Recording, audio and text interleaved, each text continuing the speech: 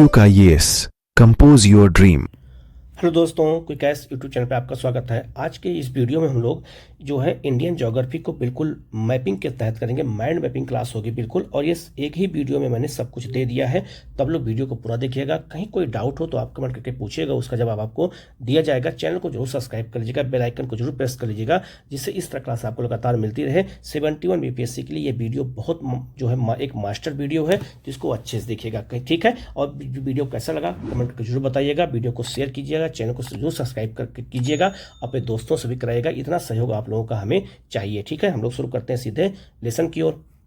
हम लोग क्लास शुरू करते हैं। सबसे पहले हम भारत के भूगोल को जानेंगे। भारत को कितने भौतिक भागों में बांटा गया, ये पूरा जो है बिल्कुल माइंड मैपिंग क्लास है, तो आप बिल्कुल अंत तक देखिएगा। बहुत सारा क्वेश्चन आपका वहाँ एग्जाम में सही हो जाएगा। आप पढ़े होंगे, आपका रिवीजन अच्छे से हो जाएगा, ठीक है। तो याद रखिएगा, भारत को अगर देखा जाए तो भारत को जो है भौतिक रूप से कितने भागों में बांटा गया है, तो भारत को भौतिक रूप से 6 भागों में बांटा गया है। लेकिन राजनीतिक रूप से भारत को 28 राज्यों और 8 यूटी में बांटा गया है। तो 6 भौतिक रूप से कौन कौन है? पहला आपका, तो यहाँ लिखा भी है, नंबर 1 आपका उत्तर का पर्वतीय क्षेत्र। आपका ये उत्तर का पर्वतीय क्षेत्र है, ठीक है। तो उत्तर का जो पर्वतीय क्षेत्र याद रखिएगा, ये पामीर घाट, यहाँ पर पामीर घाट याद रखिएगा, इंपॉर्टेंट है। तो पामीर जो पठार है आपका, ये जिसे जो है क्या कहते हैं, पूरे पृथ्वी का तीसरा ध्रुव कहा जाता है, ठीक है। तो याद रखिएगा, ये पामीर का पठार, इसे पामीर की छत भी कहते हैं। इससे कई पर्वत लगे हुए हैं। तो याद रखिएगा, पामीर पठार को पामीर की गांठ भी कहा जाता है, जहाँ से हिंदकुश पर्वत पाकिस्तान अफगानिस्तान की ओर,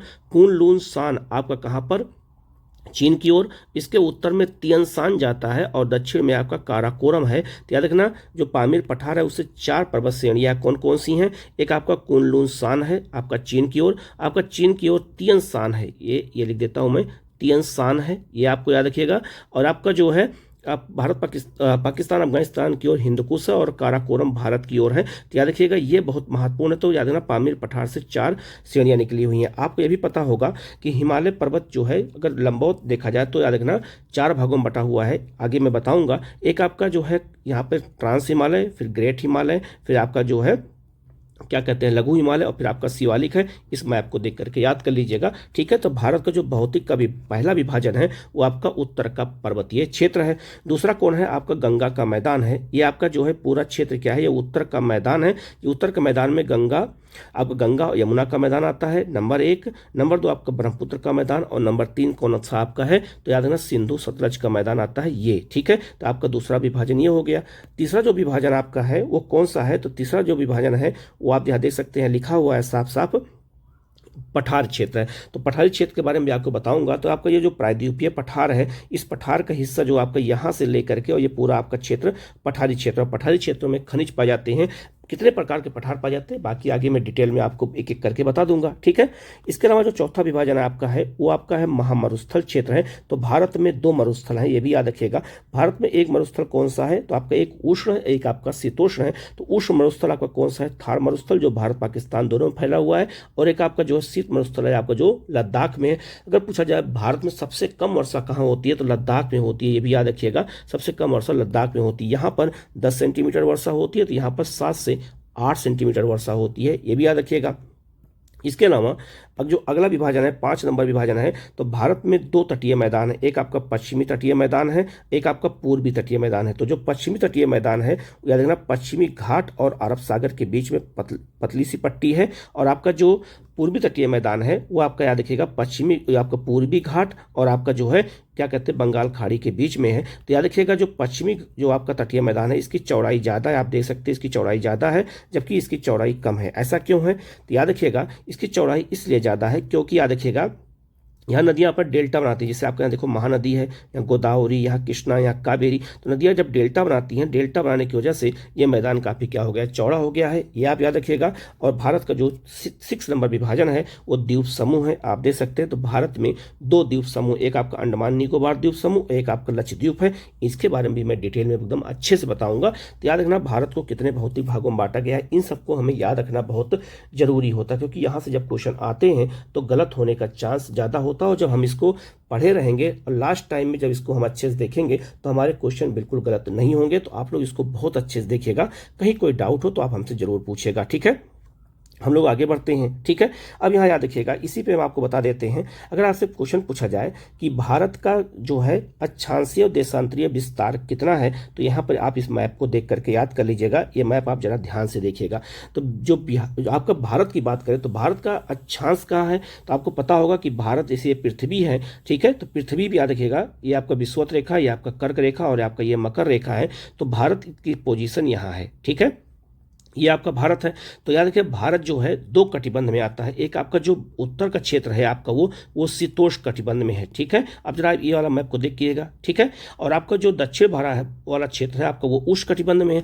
तो भारत जो है शीतोष्ण कटिबंध और उष्ण कटिबंध दोनों में पड़ता है। साथ में भारत जो है उत्तर जो है कहाँ पड़ता है, उत्तरी गोलार्ध में पड़ता है। और यहाँ पर अगर हम ग्रीनविच लाइन खींच देते हैं तो भारत पूर्वी गोलार्ध में पड़ता है। तो आपका अगर ग्रीनविच के अनुसार चलते हैं तो पूर्वी गोलार्ध है, और आपका अगर हम चलते हैं किधर की ओर से आपका विषुवत रेखा चलते हैं तो उत्तरी अक्षांश में उत्तरी गोलार्ध में भारत पड़ता है। अर्थात भारत कहाँ पड़ेगा, उत्तर पूर्वी गोलार्ध में पड़ता है। तो भारत का जो अक्षांश रेखाएं होंगी वो उत्तरी अक्षांश रेखाएं होंगी। ठीक है, तो आप जरा इस मैप को देखिएगा ध्यान से। तो भारत देखिएगा, अगर हम देखें सबसे दक्षिण में तो अंडमान निकोबार के पास सबसे दक्षिण में आप देखेंगे लिखा होगा 6 डिग्री 45 मिनट। तो भारत का मुख्य भूमि अगर हटा दिया जाए तो भारत 6 डिग्री 45 मिनट से शुरू होता है। लेकिन मुख्य भूमि की बात करते हैं तो भारत मुख्य भूमि पर 8 डिग्री 4 मिनट से शुरू होता है और कहाँ पहुँचता है तो 37 डिग्री आपका जो 6 मिनट पर जो है आपका भारत है उत्तरी अक्षांश। जो आपका अगर देशांतर की बात किया जाए तो भारत आप देख सकते हैं, जब वहाँ पर क्या कहते हैं गुजरात के पास देखिए लिखा है 68 डिग्री 7 मिनट से लेकर के, और भारत जो है वहाँ पर अरुणाचल प्रदेश में देखिएगा तो 97 डिग्री जो है 25 मिनट पर भारत स्थित है। याद अच्छे से याद रखिएगा। भारत की अगर लंबाई की बात किया जाए तो उत्तर दक्षिण से भारत की लंबाई कितनी है, 3200 जो आपका कितना है 14 किलोमीटर है। और अगर पूरब से पश्चिम देखा जाए तो 2933 किलोमीटर है। ये भी याद रखिएगा, ये सब क्वेश्चन आपसे एग्जाम में पूछा जाएगा, तो आप लोग इसको बहुत अच्छे से नोट कर लीजिएगा, अगर ये क्वेश्चन आए तो गलत ना होने पाए। यहाँ एक मैप और लगा देता हूँ, वो भी देख लीजिएगा। दूसरा आप देखिएगा, वहाँ लिखा है कि भारत का मानक समय है वो 82.5 अंश की देशांतर रेखा है, और 82.5 अंश की देशांतर रेखा और कर्क रेखा दोनों आपस में एक दूसरे को कहाँ मिलते हैं। ये क्वेश्चन बिहार में आया हुआ था एक बार। ठीक है, ये कहाँ मिलते हैं तो याद रखना, ये छत्तीसगढ़ में आपस में मिलते हैं। तो छत्तीसगढ़ में आपका एक जिला है सूरजपुर जिला है, वहीं पर एक दूसरे को काटते हैं। कौन सी, तो 82.5 अंश की देशांतर रेखा और आपका कौन सा, तो आपको याद रखिएगा, ये बहुत महत्वपूर्ण है, इसको अच्छे से याद रखिएगा क्योंकि ऐसे क्वेश्चन आपसे पूछा जाएगा। ठीक है, तो 82.5 अंश की देशांतर रेखा और आपका कर्क रेखा एक दूसरे को छत्तीसगढ़ के सूरजपुर में काटते हैं। इसके अलावा एक मैप फिर देखिएगा, 82.5 अंश की देशांतर रेखा ये भारत के याद रखिएगा ये 5 राज्यों से गुजरती है। ठीक है, हमें पता है कर्क रेखा 8 राज्यों से, हम उसी पर निर्भर हो जाते हैं, लेकिन अगर ये क्वेश्चन आ जाए तो गलत हो जाता है। तो 82.5 अंश की देशांतर रेखा जो भारत का मानक समय है वो किन किन राज्यों, जरा आप ध्यान देखिएगा, तो यूपी से, एमपी से, छत्तीसगढ़ से, उड़ीसा से और आपका आंध्र प्रदेश से। ये भी क्वेश्चन गलत मत करिएगा क्योंकि ऐसे ही क्वेश्चन आपसे एग्जाम में पूछा जाएगा, क्योंकि आप जो है ऐसे तैयारी नहीं करेंगे तो आपके क्वेश्चन क्या हो जाएंगे, गलत हो जाएंगे। ठीक है, हम लोग आगे बढ़ते हैं। अब बात करते हैं भारत की जो है, अगर देखा जाए हिमालय की उत्पत्ति कैसे होती है, तो याद रखिएगा हिमालय याद रखना, एक तरफ आपका यूरेशियाई प्लेट है, ये आपका यूरेशियाई प्लेट है, और आपका ये इंडियन प्लेट है। तो यूरेशियाई प्लेट और इंडियन प्लेट के बीच में तथित सागर था, और तथित सागर में यूरेशियाई प्लेट की ओर से निकलने वाली नदियाँ और भारत की ओर से निकलने वाली नदियाँ, इसमें बहुत सारा मिट्टी का अवसाद जमा कर दिया। मैंने इसको इसीलिए बिल्कुल मैंने अपने हाथ से बनाया मैप बनाया है। ठीक है, तो याद रखना ये जो है आप देख सकते हैं अवसाद जमा हो गया, ये नदी का अवसाद हो गया। और जब इंडियन प्लेट टकराई जो है किससे, आपका यूरेशियाई प्लेट से, तो इंडियन प्लेट यूरेशियाई प्लेट के टकराने से हिमालय की उत्पत्ति हुई है। तो 4 हिमालय जो श्रेणियां बनी है, ट्रांस हिमालय, ग्रेट हिमालय, लघु हिमालय और आपका शिवालिक, इसका निर्माण ऐसे हुआ है एक एक करके, इसलिए इसको हम नवीन वलित पर्वत कहते हैं। आप इसको अच्छे से याद रखिएगा। ठीक है, तो हिमालय की उत्पत्ति इसी तरीके से हुई है, ये क्वेश्चन पूछा जाता है। ठीक है, आगे बढ़ते हैं।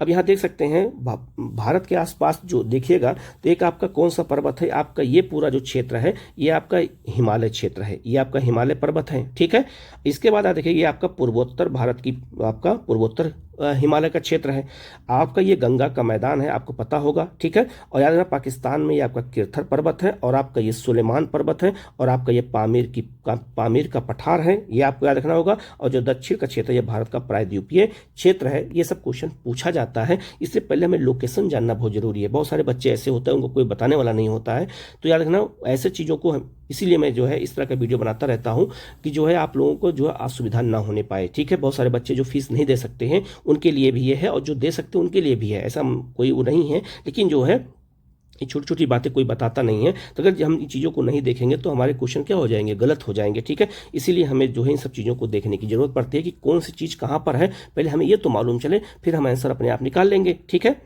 के प्रमुख पर्वत को देखेंगे तो भारत के प्रमुख पर्वत कौन कौन से हैं, ये भी बहुत महत्वपूर्ण है। सबसे पहले हम लोग हिमालय से शुरू करेंगे। तो याद रखिएगा, हिमालय को दो तरीके से बांटा गया है, एक आपका जो है हिमालय का लंबवत विभाजन और एक हिमालय का आपका क्षैतिज विभाजन। तो अगर इसको हम नॉर्थ मान लेते हैं और ये आपका ये साउथ है, तो सबसे पहले अगर देखा जाए तो कुनलुन सान और आपका तिब्बत का पठार, ये दोनों कहां पर है, चीन में है। ठीक है, और सान का मतलब जो है चीन में पर्वत माना जाता है, तो कुनलुन सान भी पूछा जा सकता है, तो आप इसको याद कर लीजिएगा।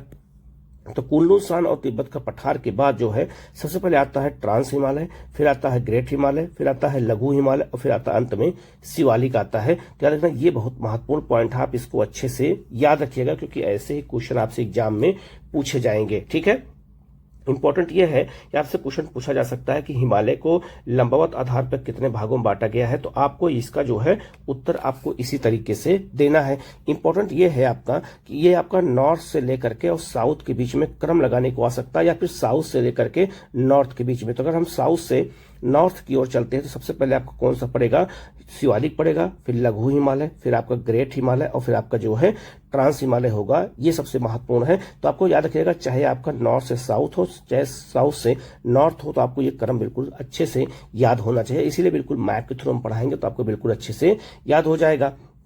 अब याद रखिएगा, एक क्वेश्चन बहुत बार पूछा था कि हिमालय में कौन कौन से भ्रंश पाए जाते हैं, कौन कौन से सीमांत भ्रंश पाए जाते हैं, तो आप जरा इस मैप को देखिएगा। ठीक है, अब आप देख सकते हैं कि हिमालय, ट्रांस हिमालय, ग्रेट हिमालय, मध्य लघु हिमालय, शिवालिक और गंगा के मैदान के अलग अलग जो है भ्रंश पाए जाते हैं। तो उन भ्रंशों के नाम क्या हैं, जरा आप मैप पे ध्यान से देखिएगा। तो इंडो सांगपो सचर जो जोन है आपका, वो किससे किसके बीच में है, तो ट्रांस हिमालय और आपका जो है ग्रेट हिमालय के बीच में है, ये बहुत महत्वपूर्ण है। दूसरा आपका है मेन सेंट्रल थ्रस्ट, जिसे हम MCT कहते हैं, ये आपका ग्रेट हिमालय और आपका जो है लघु हिमालय के बीच में है। तीसरा आपका है मुख्य सीमा थ्रस्ट, जिसे मेन बाउंड्री जो आपका थ्रस्ट कहते हैं, MBT कहते हैं, ये लघु हिमालय और शिवालिक के बीच में है, और शिवालिक और गंगा के मैदान के बीच में को है जो कौन सा है, तो हिमालय फ्रंटल फॉल्ट है, जिसे हम HFF कहते हैं। ये बहुत महत्वपूर्ण है, तो आप इसको अच्छे से याद रखिएगा, ये भी क्वेश्चन आपसे एग्जाम में पूछा जा सकता है, तो आप लोग गलती बिल्कुल भी मत करिएगा, ये बहुत महत्वपूर्ण पॉइंट है, आप इसको अच्छे से याद रखना। तो किस हिमालय के बीच में कौन सा भ्रंश पाया जाता है, ये भी क्वेश्चन पूछा जाता है, तो आपके गलत अब क्वेश्चन नहीं होंगे, मैप के थ्रू पढ़ लेंगे तो। ठीक है, आगे बढ़ते हैं हम लोग। अब आते हैं हिमालय का क्षैतिज विभाजन। हिमालय के अगर हम क्षैतिज विभाजन की बात करते हैं तो याद रखना, हिमालय का क्षैतिज विभाजन नदियों के आधार पर किया गया है, तो नदियों के आधार पर ही हिमालय का विभाजन किया गया है। सबसे पहले अगर बात करते हैं तो सबसे पहले आपका जो कौन सा हिमालय है, तो सबसे पहले याद रखिएगा सिंधु नदी और आपका सतलज नदी। तो सिंधु और सतलज के बीच में पंजाब या जो है आपका कश्मीर हिमालय है, ये बहुत महत्वपूर्ण है, इसको अच्छे से याद रखिएगा। दूसरा, सतलज नदी और काली नदी के बीच में आपका जो है कुमायूं हिमालय है, ये आपसे पूछा जाएगा। काली नदी से लेकर के तीस्ता नदी के बीच में नेपाल हिमालय है, और तीस्ता नदी से लेकर के असम या अरुणाचल प्रदेश के बीच में जो है आपका जो या ब्रह्मपुत्र नदी के बीच में असम या अरुणाचल हिमालय है। तो नदियों के आधार पर आपको हिमालय याद करना पड़ेगा, क्योंकि यहाँ से क्वेश्चन आता है। तो आप बहुत सिंपल है, आज याद रखिएगा, सिंधु और सतलज के बीच में पंजाब या कश्मीर हिमालय है। इसके अलावा आपका सतलज और काली के बीच में आपका कुमायूं हिमालय है। आपका काली और तीस्ता के बीच में नेपाल, और तीस्ता ब्रह्मपुत्र के बीच में असम अरुणाचल या इसी को भूटान हिमालय कहते हैं। ये बहुत महत्वपूर्ण, आप इसको अच्छे से याद रखिएगा। लोग एक मैप ये भी देख लीजिएगा, तो हिमालय को जो आपका जो पंजाब या कश्मीर हिमालय, इसको भी कई जो है चोटियों में अलग अलग बांटा गया, श्रेणियों में। तो सबसे पहले आप देख सकते हैं नॉर्थ में और साउथ में देखेंगे, तो सबसे नॉर्थ में आपका काराकोरम पर्वत श्रेणी है, काराकोरम के बाद लद्दाख है, लद्दाख के बाद जास्कर, जास्कर के बाद पीर पंजाल के बाद धौलाधर पर्वत श्रेणी है। ये भी याद रखिएगा, ये भी क्वेश्चन आपसे एग्जाम में पूछा जा सकता है, ये भी बहुत महत्वपूर्ण क्वेश्चन है, आ सकता है। ठीक है, हम लोग आगे बढ़ते हैं। अब हम लोग आगे बढ़ते हैं और गुजरात की पहाड़ियों को देखेंगे। तो गुजरात में कौन कौन सी पहाड़ियां हैं, तो याद रखना, गुजरात का जो ये क्षेत्र है इसको हम कच्छ का क्षेत्र कहते हैं। ठीक है, और आपका जो ये वाला है इसे काठियावाड़ क्षेत्र कहा जाता है। तो याद रखिएगा कौन कौन से पर्वत यहाँ पाए जाते हैं, खास करके गुजरात में, तो लखपत पहाड़ियां और कच्छ पहाड़ियां, ये आपका कच्छ प्रायद्वीप पे पाए जाते हैं। इसके अलावा यहाँ पर धौला पर्वतमाला है, यहीं पर कहाँ पर, गुजरात में है। ठीक है, इसके अलावा आपका वर्धा पहाड़ी और मांडव पहाड़ी गुजरात में है।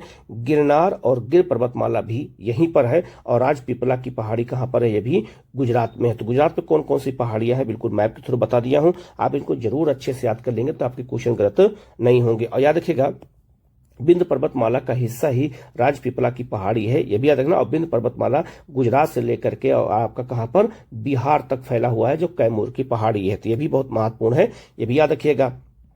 अब आगे बढ़ते हैं, आंध्र प्रदेश और तेलंगाना की पहाड़ियों को देखेंगे तो याद रखना आंध्र प्रदेश तेलंगाना में एक नल्लामाला की पहाड़ियां हैं जो आंध्र प्रदेश तेलंगाना में है, ठीक है। इसके अलावा आंध्र प्रदेश में विजयवाड़ा की पहाड़ी है। यहीं पर आपका बेलीकोंडा पर्वतमाला है। यहीं पर पालकोंडा पर्वतमाला है।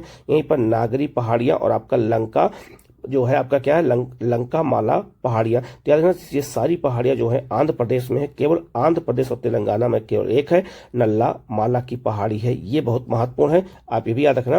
और जो ये बहुत यूनिक नाम है इनको जरूर याद रखना, क्योंकि यही सब क्वेश्चन एग्जाम में बार बार पूछे जाते हैं। अब हम लोग उड़ीसा की अगर पहाड़ियों को देखते हैं तो उड़ीसा की पहाड़ियों में गरजत पहाड़ी है। यहीं पर सुंदरगढ़ की पहाड़ी जो आपका लोहे और जो आपका किसके लिए फेमस है, तो आपका यहाँ पर कोयला के लिए। बादाम की पहाड़ी ये भी लोहा के लिए फेमस है। खोदामल की पहाड़ी ये भी बहुत महत्वपूर्ण है, ये भी उड़ीसा की बहुत महत्वपूर्ण पहाड़ी है। यहाँ पर भी जो है बॉक्साइट उत्पादन होता है। नयागढ़ की पहाड़ी और आपका कनक पहाड़ियां कहाँ पर हैं, ये सब आपका उड़ीसा में है। इनको अच्छे से याद रखना है, बिल्कुल मैप के थ्रू, इसीलिए मैंने इसको बता दिया है, ठीक है। आगे बढ़ते हैं, आपका जो है कर्नाटक की अगर पहाड़ियों को देखते हैं तो कर्नाटक की पहाड़ियां बहुत महत्वपूर्ण है। जैसे आपका एक बादाम पहाड़ी, चित्रदुर्ग की पहाड़ियां और नंदी पहाड़ियां, ये तीनों पहाड़ियों में लोहे का उत्पादन होता है। और इनके जो पहाड़ियों के ऊपर कॉफी की खेती बहुत ज्यादा होती है, इसीलिए कॉफी के उत्पादन में कर्नाटक नंबर 1 पर है। और लोहे के भंडार में भी नंबर 1 पे कौन है, कर्नाटक है। गोकक पहाड़ियां यहीं पर हैं। इसके अलावा आपका जो है कोपट पहाड़ियां यहीं पर हैं। जो आपका सिमोगा पहाड़ियां यहीं पर है। बाबा बुदन की पहाड़ियां यहीं पर हैं। और बाबा बुदन की पहाड़ियां, सिमोगा पहाड़ियां, कोपट की पहाड़ियां और आपका गोकक पहाड़ियां, इन सब में जो है लोहे का उत्पादन होता है। ये सब पहाड़ियां कहाँ पर हैं, कर्नाटक में है। ये बहुत महत्वपूर्ण है, आप इसको अच्छे से याद रखना, क्योंकि यहां से क्वेश्चन भी आपसे पूछा जाएगा, ठीक है। अब आते हैं जो आपका केरल और आपका जो है तमिलनाडु की पहाड़ियों की बात कर लेते हैं। तो तमिलनाडु की पहाड़ियों में याद रखना जावड़ी पहाड़ी और पालनी पहाड़ी और आपका सेवराय पहाड़ी, ये तीनों पहाड़ियां कहां पर हैं, तमिलनाडु में है। ये क्वेश्चन बहुत बार आ चुका है, ठीक है।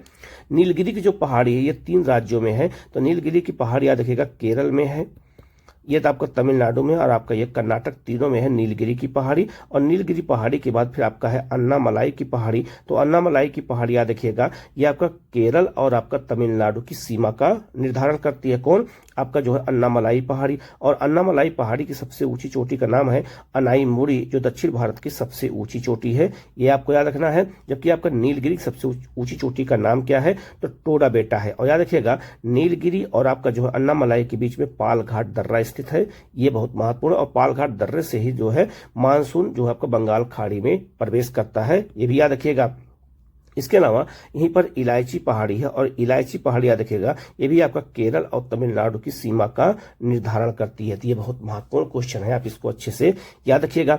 इसके अलावा आपको मैंने बता दिया है कि सेवराय, पालनी और जावरी पहाड़ियां, ये तीनों कहां पर हैं, तो तीनों आपका याद रखिएगा तमिलनाडु में है। ये बहुत महत्वपूर्ण है, यहां से भी क्वेश्चन बार बार आपसे पूछा जाता है, ठीक है।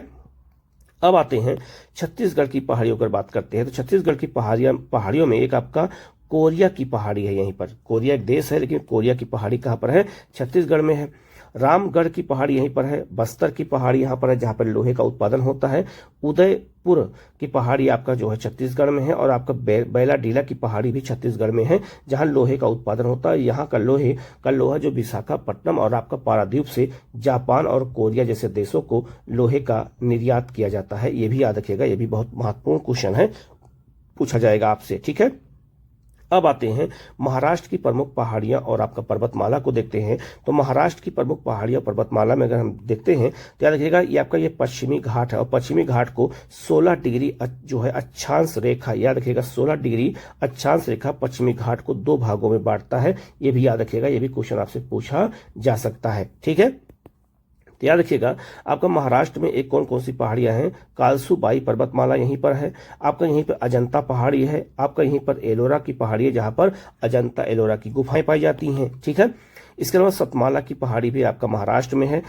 बालाघाट जो है पर्वत, ये भी आपका महाराष्ट्र में है। हरिश्चंद्र पर्वतमाला भी आपका कहाँ पर है? महाराष्ट्र में। और महादेव पर्वतमाला कहाँ पर है? आपका महाराष्ट्र में। एक यहाँ पे कंफ्यूजन आपको हो सकता है, महादेव पर्वतमाला याद रखिएगा, पर्वतमाला है तो आपको ये बताएंगे कि ये महाराष्ट्र में है। लेकिन अगर आपसे क्वेश्चन पूछा जाए कि महादेव पर्वत कहाँ पर है, तो महादेव पर्वत याद रखिएगा, ये बहुत महत्वपूर्ण है। और ये कहाँ पर है तो याद रखना, ये आपका जो है एमपी में है। याद रखना, पर्वत अगर पूछेगा महादेव तो एमपी में है, पर्वतमाला पूछा जाएगा तो महाराष्ट्र में है। ये भी याद रखना, ये भी बहुत महत्वपूर्ण क्वेश्चन है, आपसे पूछा जाएगा। ठीक है, आगे बढ़ते हैं। पूर्वोत्तर भारत की अगर पहाड़ियों की बात करते हैं तो सबसे पहले हम अरुणाचल प्रदेश की बात करेंगे। और अरुणाचल प्रदेश में जो जनजातियां पाई जाती हैं, इन्हीं जनजातियों के नाम पर ही जो है अलग अलग जो है क्या किया गया है, पहाड़ियों के नाम रखे गए हैं। जैसे अरुणाचल प्रदेश में एक आपका जो जनजाति पाई जाती है डाफला, एक आपका बोमडीला, एक आपका मिरी, एक आपका अबोर, एक आपका मिसमी। तो इन्हीं के नाम पर ये पहाड़ियों पे ही ये जनजातियां पाई जाती हैं, इसीलिए अरुणाचल प्रदेश में इन पहाड़ियों पर जनजातियों के नाम पर रख दिए गए हैं। अब आपसे पूछा जाएगा कि अबोर पहाड़ी, तो अरुणाचल प्रदेश में अबोर पहाड़ी है, मेरी पहाड़ी है, बोमडीला पहाड़ी है, आपका मिसमी पहाड़ियां हैं, और आपका जो है डाफला पहाड़ी का, ये सब कहाँ है? अरुणाचल प्रदेश में है। और पटकाई बूम पहाड़ी भी आपका अरुणाचल प्रदेश में है। तो अरुणाचल प्रदेश में कई पहाड़ियां हैं, बिल्कुल आप इसको मैप से अच्छे से याद रखिएगा। इसके अलावा अगर हम बात करते हैं तो याद रखना, आपका नागा पहाड़ियां नागालैंड में, पूर्वी मणिपुर पहाड़ी आपका मणिपुर में, मिजो पहाड़ी आपका मिजोरम में, और आपका जो ये बहुत महत्वपूर्ण है, और आपका मिकिर पहाड़ी और आपका बरेल पहाड़ी, ये दोनों कहाँ पर है? तो ये दोनों असम में है। ये भी याद रखना, क्योंकि ऐसे ही क्वेश्चन आपसे एग्जाम में पूछा जाएगा। तो बरेल पहाड़ी और आपका जो है मिकिर पहाड़ियां, ये दोनों कहाँ पर है? तो ये बहुत महत्वपूर्ण क्वेश्चन है, याद रखिएगा। ऐसे क्वेश्चन बहुत बार पूछा जाता है, तो इसको आप अच्छे से याद रखिएगा। ठीक है, तो ये दोनों कहाँ पर है? ये बहुत महत्वपूर्ण है, याद रखिएगा। ये दोनों कहाँ पर? असम में है। और इसी को जो है यहाँ पर जो है कार्बी एनालॉन्ग का पठार के नाम से इनको जाना जाता है। तो आप इनको अच्छे से याद रखिएगा, क्योंकि ऐसे ही क्वेश्चन आपसे एग्जाम में पूछा जाएगा। ठीक है, अब यहाँ पर आप मैप देखिएगा, ये बहुत महत्वपूर्ण मैप है, इसको आप अच्छे से देखिएगा। तो याद रखिएगा, जो आपका मेघालय है, मेघालय के पठार को, ठीक है, ये बहुत महत्वपूर्ण चीज है, इसको आप अच्छे से याद रखिएगा। तो जो मेघालय का पठार है वो याद रखिएगा, उसमें 3 पहाड़ियां हैं। मेघालय के पठार को शिलांग का पठार भी कहते हैं। यहाँ पे 3 पहाड़ियां हैं, गारो पहाड़ी, खासी पहाड़ी और आपका जयंतिया पहाड़ी। तो याद रखना, जो आपका गारो पहाड़ी सबसे पश्चिम में है और आपका जयंतिया पहाड़ी सबसे पूर्व में है, खासी पहाड़ी बिल्कुल बीच में है। आप बिल्कुल मैप आप देख रहे होंगे। इसके अलावा अगर हम बात करते हैं तो याद रखना, गारो पहाड़ी सबसे ऊंची चोटी का नाम नोकरेक है, जो एक बायो रिजर्व भी है, ये भी याद रखिएगा। और खासी पहाड़ी बिल्कुल जो है चांद के आकार की है, तो उसी में बादल फंस जाते हैं और इसीलिए वहां अधिक वर्षा होती है। तो चेरापूंजी और मासिनराम खासी पहाड़ी में से जहां सबसे अधिक वर्षा होती है। तो आप इसको अच्छे से याद रखना, क्योंकि ऐसे ही क्वेश्चन आपसे एग्जाम में पूछा जाएगा। तो ये बिल्कुल मैप के थ्रू मैंने बता दिया है, आप इसको अच्छे से याद रखिएगा। ठीक है, हम लोग आगे बढ़ते हैं।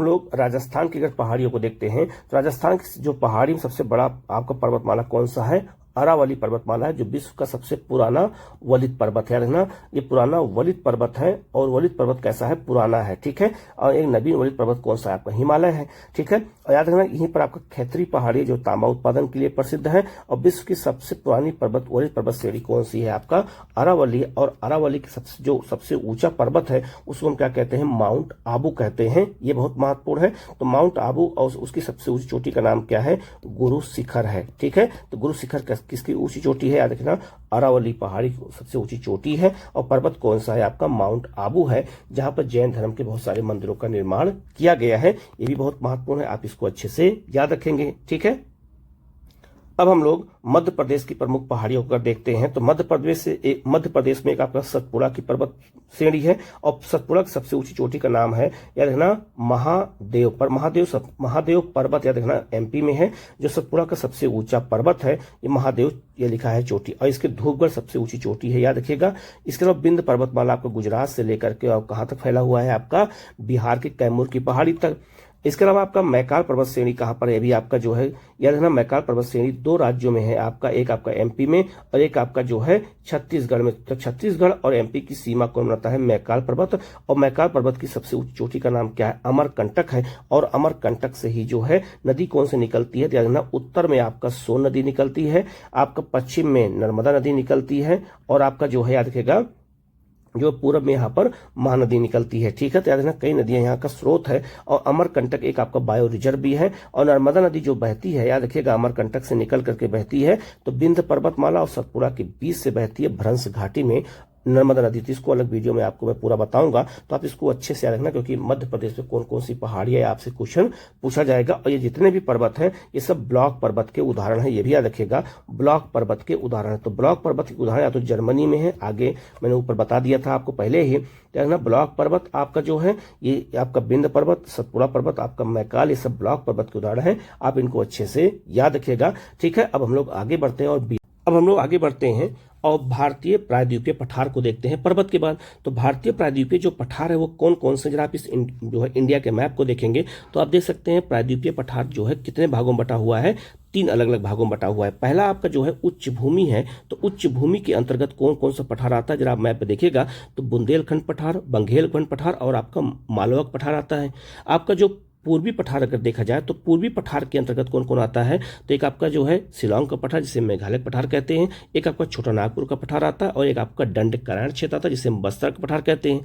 और अगर आपका कहा जाए दक्कन का पठार किसके अंतर्गत कौन कौन आता है, तो दक्कन पठार के अंतर्गत आप देख सकते हैं एक आपका जो है कर्नाटक पठार है, एक आपका महाराष्ट्र का पठार है, एक आपका तेलंगाना का पठार आता है। तो पठारों को अगर हम देखेंगे और पठारों को जो है अलग अलग लोकेशन नहीं देखेंगे तो ये क्वेश्चन हमारे क्या हो जाएंगे, गलत हो जाएंगे। अब जरा यहाँ मैप पे आप देख सकते हैं भारत के प्रमुख पठारों की बात करें तो छोटा नागपुर का पठार, दंडकारण्य, आपका बघेलखंड पठार, आपका बुंदेलखंड पठार, आपका मालवा पठार, इन सब पठारों के लोकेशन यहाँ पे दिए गए हैं। ठीक है, आगे बढ़ते हैं, एक एक करके भी यहाँ पे देखेंगे तो सब सही हो जाएगा। सबसे पहले अगर हम बात करें मालवा पठार की तो आपको पता होगा कि जो मालवा का पठार है बहुत महत्वपूर्ण है। तो मालवा पठार क्वेश्चन आया हुआ है कि मालवा पठार किससे किसके बीच में है, तो मालवा का पठार याद रखना ये अरावली पहाड़ी और विंध्य पर्वत के बीच में है। और मालवा पठार आपका एमपी में भी है और आपका राजस्थान में भी है। ठीक है, इसका जो है अगर देखा जाए तो कुछ हिस्सा गुजरात में है, लेकिन इसका अधिकांश हिस्सा एमपी और आपका राजस्थान में है।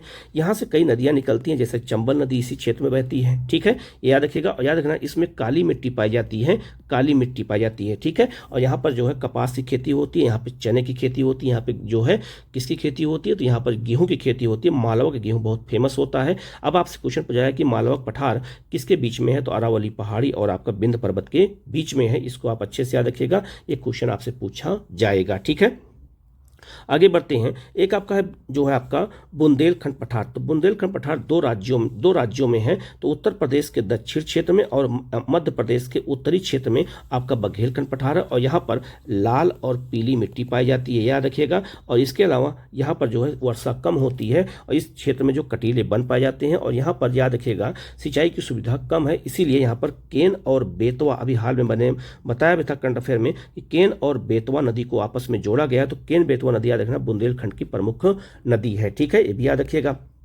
अब बात करते हैं हम लोग बघेलखंड पठार की। तो बघेलखंड पठार याद रखना ये छत्तीसगढ़ और आपका कहाँ पर है, तो ये छत्तीसगढ़ और आपका जो है मध्य प्रदेश में है। और यहाँ की सबसे महत्वपूर्ण नदी है सोन नदी है। यहाँ पे लाल और पीली मिट्टी पाई जाती है, ये आपको याद रखना होगा। ठीक है, और यहाँ पर जो है चावल की खेती बहुत ज़्यादा होती है। इस क्षेत्र में कुछ क्षेत्र में कोयले का उत्पादन भी किया जाता है, तो ये भी बहुत महत्वपूर्ण है, आप इसको अच्छे से याद रखिएगा। ठीक है, अब हम बात करते हैं छोटा नागपुर के पठार की। तो छोटा नागपुर का पठार याद रखना ये पूर्वी पठार का हिस्सा है।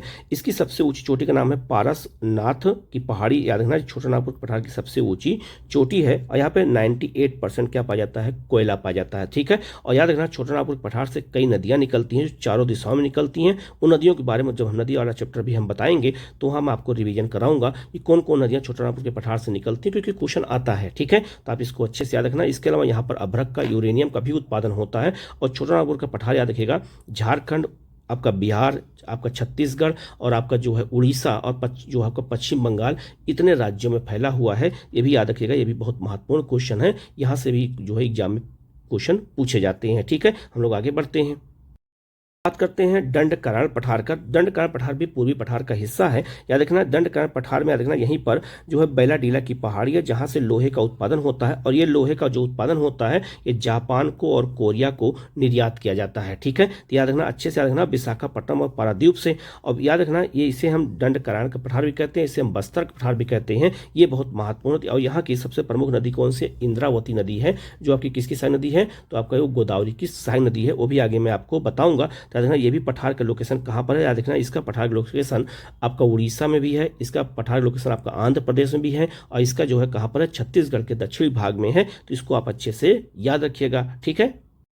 हम लोग जो है जो पूर्वी पठार के अंतर्गत हम लोग मेघालय के पठार की अगर बात करते हैं तो मेघालय पठार बहुत महत्वपूर्ण, याद रखिएगा। मेघालय पठार में 3 पहाड़ियां हैं और मेघालय पठार को शिलांग का पठार भी कहते हैं, याद रखिएगा। मेघालय पठार का इंपॉर्टेंस क्या है, तो यहाँ पर याद रखना नाइट्रेट का उत्पादन बहुत ज़्यादा होता है, ठीक है। और दुनिया में सबसे अधिक अगर वर्षा किसी पठार पर होती है तो मेघालय के पठार पर होती है। कहाँ पर, तो चेरापूंजी और मासिनराम में, आपको ये भी पता होगा। अब याद रखिएगा जो पूर्वी पठार है आपका, जो उसमें मेघालय का पठार है, ये इंपॉर्टेंट किस लिए है, क्योंकि यहाँ पर याद रखना 3 पहाड़ियाँ हैं, एक आपका गारो पहाड़ी, एक आपका खासी की पहाड़ी और एक आपका जैंतिया पहाड़ी। तीनों जनजातियों के नाम पे रखे गए हैं। तो याद रखना इनका जो, अगर हम ये आपका वेस्ट है और आपका ये ईस्ट है तो इसको क्रम मिलाने को आ जाता है। तो सबसे बेस्ट में कौन सा होगा, गारो, फिर आपका जो बीच में खासी और फिर आपका कौन सा होगा, जैंतिया होगा। और याद रखिएगा गारो पहाड़ी की सबसे ऊंची चोटी नोकरेख है, ये क्वेश्चन बहुत बार आ चुका है, ये बायो रिजर्व भी है, याद रखिएगा। और ये भी याद रखिएगा कि जो खासी की पहाड़ी है वो आपका याद है चांद के आकार की ऐसे है। तो जब मानसून आपका बंगाल की खाड़ी से आता है तो इसी में फंस जाता है, तो यहाँ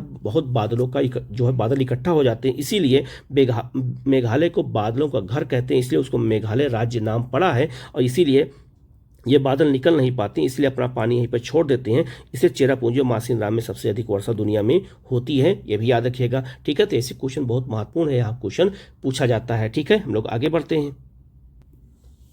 अब हम लोग दक्कन पठार की अगर बात करते हैं तो दक्कन पठार में 3 पठार आते हैं। कौन कौन सा, एक आपका महाराष्ट्र का पठार आता है, एक आपका कर्नाटक का पठार आता है, एक आपका तेलंगाना का पठार आता है। इसे हम कहते हैं दक्कन प्लेटू कहते हैं। तो दक्कन पठार याद रखना 3 पठार इसमें आते हैं, महाराष्ट्र, कर्नाटक और आपका तेलंगाना, तीनों की अलग अलग विशेषताएं हैं। तो सबसे पहले हम बात करेंगे महाराष्ट्र पठार की। तो आप महाराष्ट्र पठार को आप देखिएगा, महाराष्ट्र का जो पठार है ये लावा से निर्मित है, इसीलिए इसको हम क्या कहते हैं, लावा पठार भी कहते हैं। ये बनता कैसे, याद रखिएगा, ये बिल्कुल के थ्रू मैंने बता दिया है। जैसे मान लीजिए यहाँ पे ये भी याद रखिएगा, जो ज्वालामुखी होता है 2 प्रकार का होता है। एक विस्फोटक ज्वालामुखी होता है, जब 2 प्लेटें आपस में टकराती हैं तो विस्फोटक ज्वालामुखी होता है, और जब 2 प्लेटें दूर भागती हैं तो उसे दरारी ज्वालामुखी होता है। तो 2 प्लेटें दूर भागने की वजह से यहाँ से दरारों से मैग्मा ऊपर आ गया, तो जो याद है ना धरातल के नीचे था वो आपका मैग्मा हो गया, जो धरातल के ऊपर था उसे हम कहते हैं लावा कहते हैं, ठीक है। अब आपको पता होगा कि जो ऊपर वाला ब्लैक कलर का दिख रहा है ये लावा है, और लावा जल्दी ठंडा होगा क्योंकि ऊपर वायुमंडल है। तो अब जब लावा ठंडा होगा तो लावा के ठंडा होने जो चट्टान बनती है उस चट्टान को कहते हैं बेसाल्ट चट्टान कहते हैं। और जो मैग्मा होता है वो देर में ठंडा होता है क्योंकि जमीन के अंदर होता है, इससे ग्रेनाइट की चट्टानें बनती हैं। और ग्रेनाइट चट्टानें कठोर होती हैं, इसीलिए अजंता एलोरा की गुफाओं का निर्माण, प्राचीन काल के मंदिरों का निर्माण, और हमारे जो घरों में सिलबट्टा होता है वो भी ग्रेनाइट का होता है। इसलिए उसमें कितना भी मसाला पीसते हैं उसके जो है चूर जो है हमारे मसाले हमारे जो खाने में नहीं आते हैं, इसलिए कठोर चट्टान है। और आपका जो बेसाल्ट है ये आपका मुलायम चट्टान है। बेसाल्ट के टूटने से ही काली मिट्टी का निर्माण हुआ है, इसीलिए महाराष्ट्र में काली मिट्टी पाई जाती है। और बेसाल्ट के टूटने से ये आपका ये मुलायम चट्टानें होती हैं। तो याद रखिएगा ये महत्वपूर्ण है, बेसाल्ट और आग्नेय ये दोनों आपका आग्नेय चट्टानें हैं, दोनों के अलग अलग प्रकार हैं और दोनों का बनावट कैसे है मैंने आपको बता दिया। याद रखना जो आपका इसीलिए याद रखना जो आपका लावा का पठार है याद रखना महाराष्ट्र में है, इसलिए काली मिट्टी यहाँ पाई जाती है। इसलिए वहाँ पर क्या होता है, तो वहाँ पर याद रखिएगा कपास की खेती बहुत ज़्यादा होती है, इसीलिए उसको हम काली मिट्टी भी कहते हैं, बेसाल्ट मिट्टी भी कहते हैं, लावा मिट्टी भी कहते हैं, रेगुर मिट्टी भी कहते हैं क्योंकि इसके कण छोटे छोटे होते हैं, या उसको हम जो है कपासी मिट्टी भी कहते हैं क्योंकि वहाँ कपास बहुत ज़्यादा होता है। तो आप ये याद रखिएगा कि जो है आपका महाराष्ट्र पठार का निर्माण कैसे हुआ है, तो याद रखना वो लावा पठार के लावा से हुआ है अर्थात ज्वालामुखी से हुआ है, ये बात याद रखिएगा। अब यहाँ देख सकते हैं आपका जो है महाराष्ट्र के पठार की लोकेशन यहाँ पे दिखाई गई है। यहाँ पे इसीलिए काली मिट्टी पाई जाती है, लावा पठार में काली मिट्टी इसलिए पाई जाती है क्योंकि लावा पठार का बना हुआ है और पठार जो आपका लावा होता है वो ठंडा होने से ब्लैक हो जाता है, ठीक है। और यहाँ पर याद रखिएगा यहाँ पर जो है फलों की खेती बहुत ज़्यादा होती है, अंगूर और आपका जो संतरे खेती बहुत ज़्यादा होती है, तो आप इसको अच्छे से याद रखना। यहाँ इसके अलावा यहाँ पे कपास की खेती बहुत ज़्यादा होती है, ये भी बहुत महत्वपूर्ण है, ठीक है। अब हम लोग बात करेंगे कर्नाटक के पठार की। तो कर्नाटक पठार याद रखिएगा ये आपका लोकेशन है और कर्नाटक पठार में ही याद रखिएगा बंगलुरु का पठार और मैसूर का पठार भी इसी में स्थित है। और इस पठार में सोने का उत्पादन सबसे ज़्यादा होता है। तो भारत में सबसे अधिक सोने का जो उत्पादन कहाँ होता है, कर्नाटक में, क्योंकि यहाँ पर याद रखिएगा सोने का उत्पादन बहुत ज़्यादा होता है। इसके अलावा यहाँ लोहे के उत्पादन होते हैं, लोहे का भंडार यहाँ बहुत ज़्यादा पाया जाता है, बाबा बोदन की पहाड़ी यहीं पर है, ठीक है, इसलिए इन क्षेत्रों में लोहा होता है। इसके अलावा इस क्षेत्र में जो है रेशम का उत्पादन सबसे ज़्यादा होता है। तो रेशम का उत्पादन पूरे भारत में कर्नाटक में सबसे ज़्यादा होता है। इसके अलावा इसी पठार पर कॉफ़ी की खेती होती है, तो कॉफ़ी के उत्पादन में भी कर्नाटक नंबर 1 पर है। तो लोहा, आपका सोना, आपका कॉफ़ी, रेशम, इन सब के उत्पादन में नंबर 1 पे कौन है? तो कर्नाटक, इसीलिए क्योंकि कर्नाटक पठार ऐसी लोकेशन यहाँ पर है, तो आप इसको भी अच्छे से याद रखिएगा, ठीक है। अब हम तेलंगाना पठार की अगर बात करते हैं तो तेलंगाना पठार याद रखना, ये भी दक्कन पठार का हिस्सा है। और याद रखना तेलंगाना पठार 2 राज्यों में, आपका एक आंध्र प्रदेश में और एक आपका जो है तेलंगाना में है। इसे हम रायल जो है रायलसीमा पठार भी कहते हैं तेलंगाना पठार को। याद रखना इसी का ये हिस्सा है। और याद रखना यहाँ पर यूरेनियम और अभ्रक का उत्पादन बहुत ज़्यादा होता है, तो आप इसको भी अच्छे से याद रखना, ये भी क्वेश्चन आपसे एग्जाम में पूछा जा सकता है, ठीक है। तो याद रखना 3 पठार बहुत महत्वपूर्ण है आपका, एक जो है दक्कन पठार में महाराष्ट्र का पठार, एक आपका कर्नाटक पठार, एक आपका जो है तेलंगाना पठार। तीनों याद रखिएगा क्योंकि यहाँ से क्वेश्चन बार बार एग्जाम में आते हैं, तो बिल्कुल गलत मत करिएगा, ठीक है। हम लोग आगे बढ़ते हैं। अब हम लोग आगे बढ़ते हैं और नदियों के बारे में जानेंगे, लेकिन उससे पहले हम ये देख लेते हैं कि भारत में जो नदियां हैं, ठीक है, ये बहुत महत्वपूर्ण चीज़ है। तो भारत में जो नदियां हैं इनके बारे में हमें याद रखना बहुत जरूरी है कि उन नदियों का प्राचीन नाम में क्या था और आज नाम क्या है, क्योंकि क्वेश्चन पूछा जाता है। तो नदियों जब पढ़ा रहे हैं तो यहाँ पे एक बार बता देता हूँ आपको। झेलम को बितस्ता कहते हैं, ये क्वेश्चन याद रखिएगा, ये भी पूछा जाता है। चेनाब को अस्किनी कहते हैं, राबी को परशुनी कहते हैं, और इसी नदी किनारे जो है दसराग युद्ध हुआ था, ठीक है। ब्यास को बिपाशा कहा जाता है, सतलज को सुतुद्दी कहते हैं, जो आपको गंडक को बिहार सदानीरा कहा जाता है, ये याद रखना, बिहार में गंडक को सदानीरा कहते हैं। काबुल को कुंभा कहते हैं, कुर्रम को जो है क्रुमु कहते हैं, गोमल को गोमती कहते हैं, घग्गर को द्वंद्वती नदी कहते हैं, और स्वात को जो है सुवास्तु नदी कहते हैं। याद रखना ये प्राचीन नाम और आधुनिक नाम को भी याद रखना, ये भी क्वेश्चन आपसे एग्जाम में पूछा जाएगा, ठीक है। हम लोग आगे बढ़ते हैं और याद रखिएगा, अब हम लोग नदियों के अगर बारे में देखें तो सबसे पहले हम बात करेंगे गंगा नदी की। तो गंगा नदी याद रखिएगा, ये जो है जब निकलती है तो याद रखना ये देवप्रयाग में गंगा के नाम से होती है, लेकिन याद रखना ये उससे पहले अगर देखा जाए तो उससे पहले याद रखना भागीरथी और अलकनंदा नदी के मिलने से ही जो है इसका नाम क्या पड़ जाता है? गंगा। लेकिन याद रखिएगा हम अगर बात करें पंचप्रयाग की, तो पंचप्रयाग के बारे में हमेशा क्वेश्चन पूछा जाता है। पंचप्रयाग उत्तराखंड में है और ये अलग अलग नदियों के मिलने से बनता है, ठीक है। सबसे पहले अगर बात करते हैं तो नॉर्थ है और आपका साउथ है, तो नॉर्थ से साउथ की ओर भी क्रम मिलाने को आ सकता है, तो इसलिए हम इसको इस आधार पर बता देते हैं। अब आपसे अगर पूछा जाए कि जो है सबसे पहले बात करें तो विष्णु प्रयाग आता है। विष्णु प्रयाग याद रखना धौली गंगा और अलकनंदा के मिलने से याद रखना क्या पड़ता है, उसका नाम हो जाता है, उस जहाँ मिलती है वो विष्णु प्रयाग होता है। तो विष्णु प्रयाग में धौली गंगा और अलकनंदा मिलती है। और यह भी याद रखिएगा इन सब नदियों में कॉमन अलकनंदा है, अलकनंदा के ही मिलने से सब नदियों के अलग अलग प्रयाग बनते हैं। अब आगे बढ़ते हैं और यह भी याद रखिएगा अलकनंदा बद्रीनाथ से निकलती है। इसके बाद आगे बढ़ते हैं, फिर आपका जो है पहला कौन सा है, ये आपका विष्णु प्रयाग है। विष्णु प्रयाग के बाद और जब हम साउथ में आएंगे तो आपका दूसरा आपका है नंद प्रयाग। तो नंद प्रयाग याद रखना अलकनंदा नदी के और नंदाकिनी नदी के मिलने से क्या बनता है, आपका नंद प्रयाग बनता है। और साउथ में जब आएंगे तो तीसरा नंबर पर कौन है, आपका कर्ण प्रयाग। और कर्ण प्रयाग याद रखिएगा अलकनंदा और पिंडार नदी के मिलने से जो है कर्ण प्रयाग होता है। और साउथ में जब आएंगे तो नंबर 4 पर कौन है, आपका रुद्र प्रयाग। और रुद्र प्रयाग में याद रखिएगा केदारनाथ से मंदाकिनी नदी आती है, तो मंदाकिनी नदी के मिलने से याद रखिएगा कहाँ पर, अलकनंदा में, तो उस क्या बनता है रुद्रप्रयाग में आपका जो है क्या हो जाएगा, आपका जो मंदाकिनी और अलकनंदा मिलने से यहाँ पे क्या होगा, रुद्रप्रयाग हो जाएगा। फिर इसके बाद सबसे साउथ में आपका नंबर 5 पे कौन है, देवप्रयाग। तो देवप्रयाग में याद रखिएगा यहाँ पर अलकनंदा और आपका जो है भागीरथी के मिलने से जो है इसका नाम क्या पड़ जाता है, गंगा पड़ जाता है। ये आपको अच्छे से याद रखना होगा, ठीक है। और याद रखना गंगा कहाँ निकलती है, गंगोत्री से, मंदाकिनी केदारनाथ से, और आपका अलकनंदा बद्रीनाथ से। एक चीज़ और यहाँ बता देता हूँ, आप सुना होगा कई बार टेहरी बांध। तो टेहरी बांध याद रखिएगा ये भागीरथी और याद रखना ये जो है एक नदी है यहाँ पे भील गंगा, तो भागीरथी और भील गंगा के संगम पर ही टेहरी बांध स्थित है। ये भी याद रखना, ये क्वेश्चन कई बार आया हुआ है, तो गलत मत करिएगा। तो पंच प्रयाग कौन कौन से हैं याद रखना, पहले आपका है सबसे नॉर्थ में आपका विष्णु प्रयाग, फिर आपका है नंद प्रयाग, फिर आपका है कर्ण प्रयाग, फिर आपका है रुद्र प्रयाग, फिर आपका है देव प्रयाग। ऐसे क्रम हमें इसको अच्छे से याद रखना होगा, ठीक है। और याद रखना जो आपका यमुनोत्री, गंगोत्री, केदारनाथ, बद्रीनाथ है, इसी को हम 4 धाम कहते हैं। इन सबको जोड़ने के लिए 4 धाम परियोजना शुरू की गई है, रोड की परियोजना है, वो भी याद रखिएगा, ठीक है।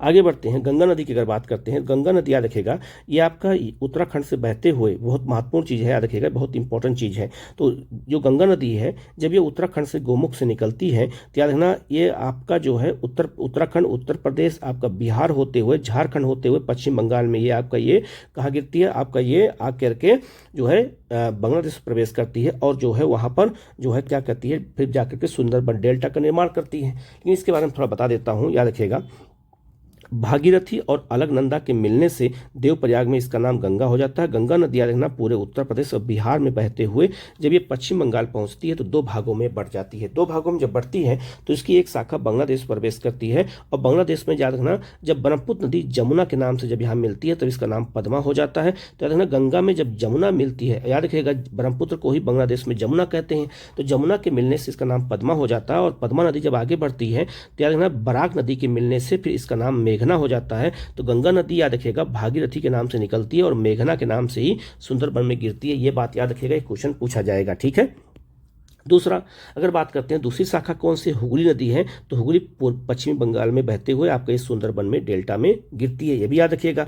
दूसरा याद रखिएगा जो गंगा नदी है अगर ये आपका देखेंगे तो ये पश्चिम से पूरब की ओर बह रही है। तो अगर हम इसका दाएं और बाएं को देखते हैं तो याद रखिएगा ये महत्वपूर्ण क्या है, तो दायां बायां इसलिए महत्वपूर्ण है क्योंकि याद रखना गंगा नदी जब बहती है तो जो ये वाला क्षेत्र है इसको हम कहते हैं जो है बायां क्षेत्र और इसको कहते हैं दायां क्षेत्र। तो जो नदियां इधर से आके मिलती हैं उसको हम क्या कहते हैं, तो उनको हम कहते हैं जो है बाईं साई नदियां, और इधर से मिलती हैं उनको कहते हैं दाईं साई नदियां। तो याद रखिएगा अगर आप देखेंगे तो क्रम मिलाने को भी आता है। तो बाईं साई नदियों की बात करें, सबसे पहले रामगंगा, फिर गोमती, फिर घाघरा, फिर गंडक, फिर यहाँ पे बूढ़ी गंडक, फिर कोसी, फिर महानंदा। ये नदियां जो है आके कहाँ मिलती हैं, जो है बाईं तरफ से गंगा मिलती हैं।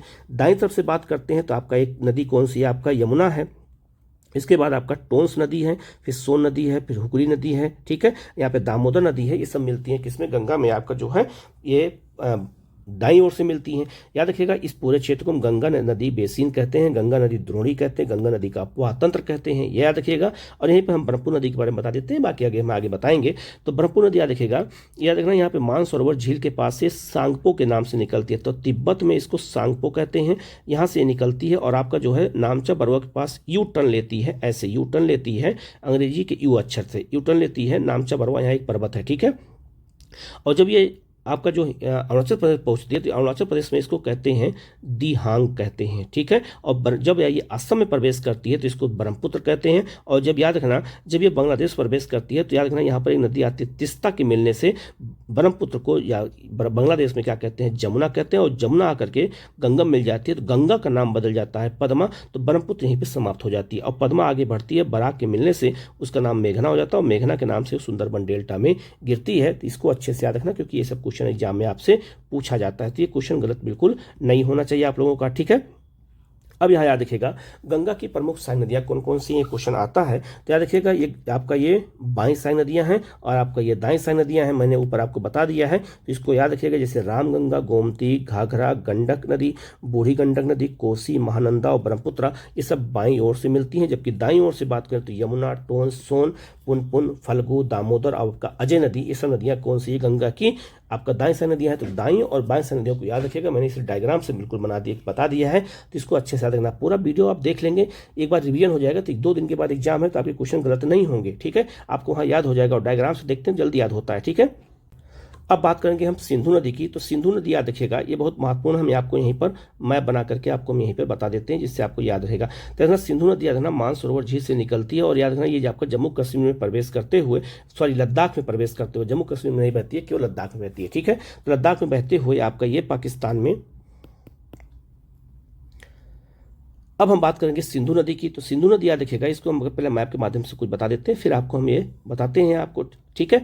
ये आपका जो याद रखना मानसरोवर जिससे सिंधु नदी निकलती है और भारत के केवल एक राज्य लद्दाख में बहते हुए और आपके जम्मू कश्मीर में प्रवेश करती है और आके ये कहाँ पर जो अरब सागर में गिर जाती है।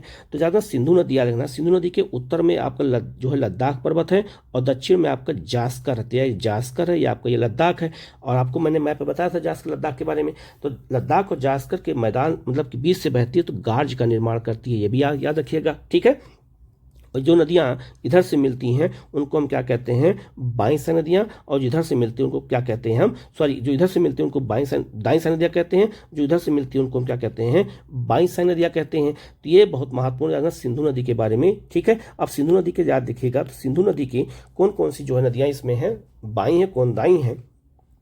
तो बाईं साई नदियों में कौन कौन है, सतलज, ब्यास, रावी, चिनाब, झेलम, जास्कर, सोहन, जो है आपका जो है स्वांग, आपका सिगार नदियां हैं। जबकि दाईं ओर से कौन मिलती हैं, तो स्योग नदी, काबुल नदी, कुर्रम नदी, तोची नदी, आपका गोमल नदी, आपका गिलगित नदी, याद रखिएगा। और याद रखना सिंधु नदी का जो अपवाह तंत्र है वो 4 देशों में है, एक आपका चीन में भी है, एक आपका ये भारत में भी है, एक आपका पाकिस्तान में भी है, एक आपका अफगानिस्तान में है। क्योंकि यहाँ आप देख सकते हैं काबुल और कुर्रम नदी अफगानिस्तान से निकल करके सिंधु में मिलती है पाकिस्तान में। तो याद रखना ये भी बहुत महत्वपूर्ण है, याद रखिएगा, ठीक है। आगे बढ़ते हैं। अब यहाँ देख सकते हैं सिंधु नदी के बारे में यहाँ पे दे रखा है। आप देख सकते हैं सिंधु नदी, याद रखिएगा यहाँ पे आप मानसरोवर झील से निकलती है और आपका जो है ये लद्दाख बहते हुए आप कहाँ गिरती है आकर के, ये अरब सागर में गिरती है, ठीक है। और याद रखना इसमें जो आपकी बाईं साई नदियाँ हैं ये बहुत महत्वपूर्ण है। तो बाईं साई नदियों को हम पंचनद कहते हैं। तो पंचनद याद रखना कौन कौन नदियाँ हैं, तो झेलम, इसके बाद चेनाब, इसके बाद रावी, ब्यास और सतलज, इन 5 नदियों को हम पंचनद कहते हैं। और इन्हीं 5 नदियों के भूमि को हम पंजाब कहते हैं, याद रखिएगा, ये बहुत महत्वपूर्ण है। तो याद सिंधु का ये आपका दायां क्षेत्र है और आपका ये जो है बायां क्षेत्र है, यहाँ भी दायां क्षेत्र है, ठीक है। तो ये बहुत महत्वपूर्ण है, आप इनको अच्छे से याद रखना। तो पंचनद पूछा जाए किन नदियों को कहा जाता है, तो पंचनद में झेलम आती है, चेनाब, आपका रावी, ब्यास और सतलज, लेकिन इसमें सिंधु नदी नहीं आती है। तो पंचनद में 5 नदियां कौन कौन सी हैं ये भी याद रखिएगा, ये भी सब क्वेश्चन आपसे एग्जाम में पूछा जाता है, बिल्कुल गलती आप मत करिएगा, ठीक है। हम लोग आगे बढ़ते हैं। अब बात करेंगे ब्रह्मपुत्र नदी की। तो मैंने आपको बताया था कि ब्रह्मपुत्र नदी जब आपका निकलती है कहाँ से, तो आपको मैं मैप से बता देता हूँ दोबारा से, ठीक है।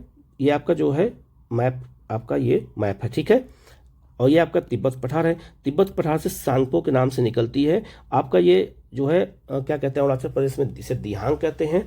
आपका असम में इसे जो है क्या कहते हैं, ब्रह्मपुत्रा कहते हैं। और आपका जब बांग्लादेश में प्रवेश करती है तो इसको जमुना कहते हैं, याद रखना। तो ब्रह्मपुत्र को अलग अलग नामों से जाना जाता है, जैसे तिब्बत में इसे सांगपो कहते हैं, अरुणाचल प्रदेश में दिहांग कहते हैं, असम में इसे ब्रह्मपुत्र कहते हैं और बांग्लादेश में इसे जमुना कहते हैं। तो जहां जहां प्रवेश करिए इसका नाम बदल जाता है, ठीक है। तो याद रखना इसकी दाईं साई नदियां कौन कौन सी हैं, सुबनसिरी, कामेंग, बेलासिरी, मानस, संकोस, तिस्ता। जबकि जो है बाईं साई नदियां कौन सी हैं, तो याद रखना दिबांग, लोहित, आपका दीखू, धनसिरी और आपका कापली है। और यह भी याद रखिएगा जो लोहित नदी है ये बहुत महत्वपूर्ण है। तो लोहित नदी भी याद रखना, इसी पर भारत का सबसे लंबा पुल बनाया गया है जिसे हम भूपेंद्र हजारिका पुल कहते हैं। इसी पर इस मिट्टी का रंग लाल है क्योंकि ये लाल मिट्टी की ओर से बहती है, इसलिए इसको रंग रंजित नदी कहते हैं, इसको हम रक्त नदी कहते हैं, ठीक है। ये भी याद रखिएगा क्योंकि इसका रंग बिल्कुल पानी का रंग लाल होता है मिट्टी के घुलने से, ठीक है। ये भी याद रखिएगा।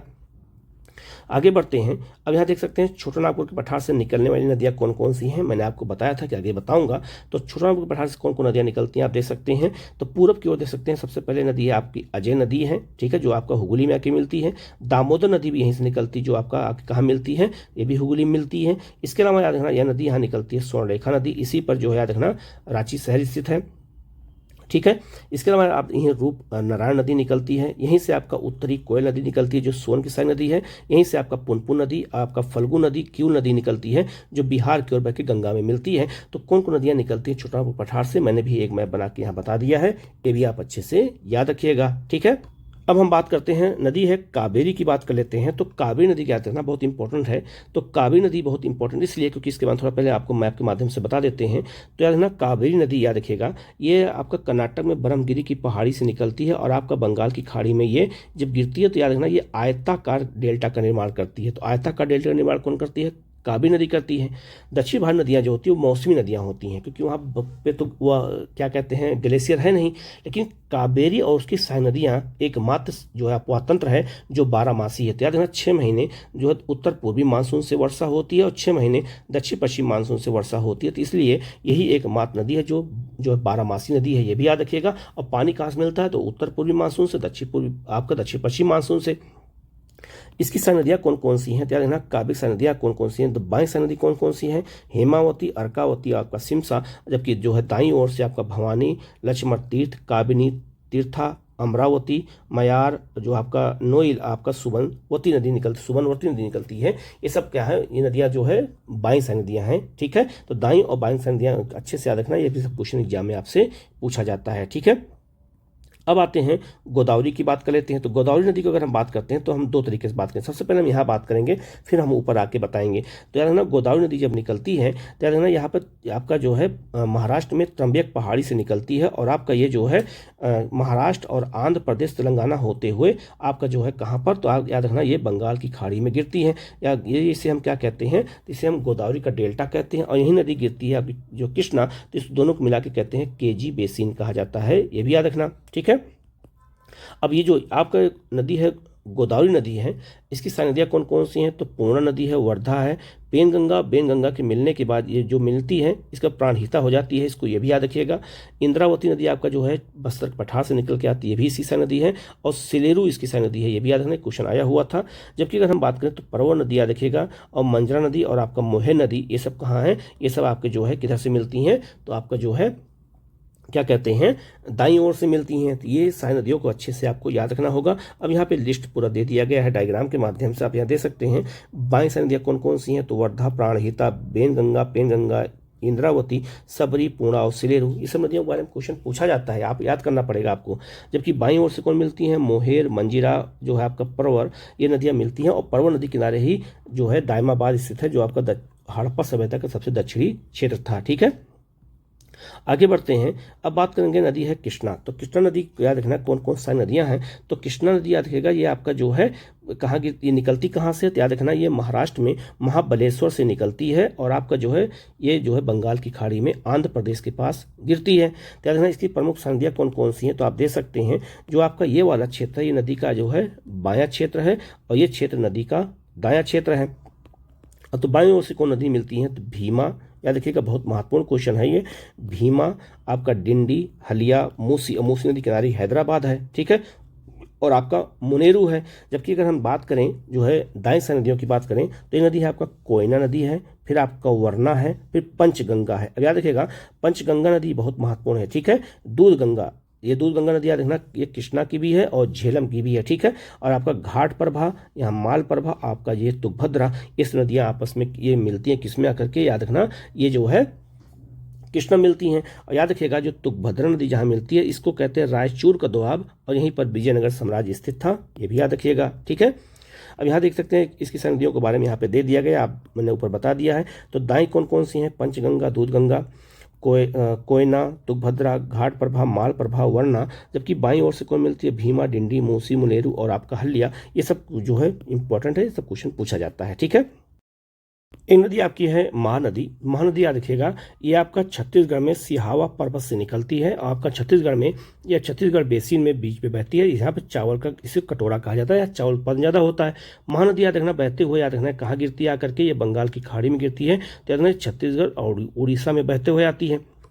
हीराकुंड बांध विश्व का जो सबसे ऊंचा बांध है ये आपका उड़ीसा में है, ठीक है। ये आपका कहाँ पर, महानदी पर, ये भी आपको याद रखना होगा। और इसके बेसिन को चावल का कटोरा कहते हैं, ठीक है। तो ये भी बंगाल खाड़ी में गिरती है, महानदी है, याद रखना। महानदी की सारी नदी एक प्रमुख नदी है बाघ, याद रखेगा। और इसकी सारी नदी एक नाम का नाम है उसका तेल। तो बाघ और तेल की सारी नदियाँ हैं, तो याद रखना महानदी की सारी नदियाँ हैं, ये भी याद रखिएगा, ठीक है। हम लोग आगे बढ़ते हैं।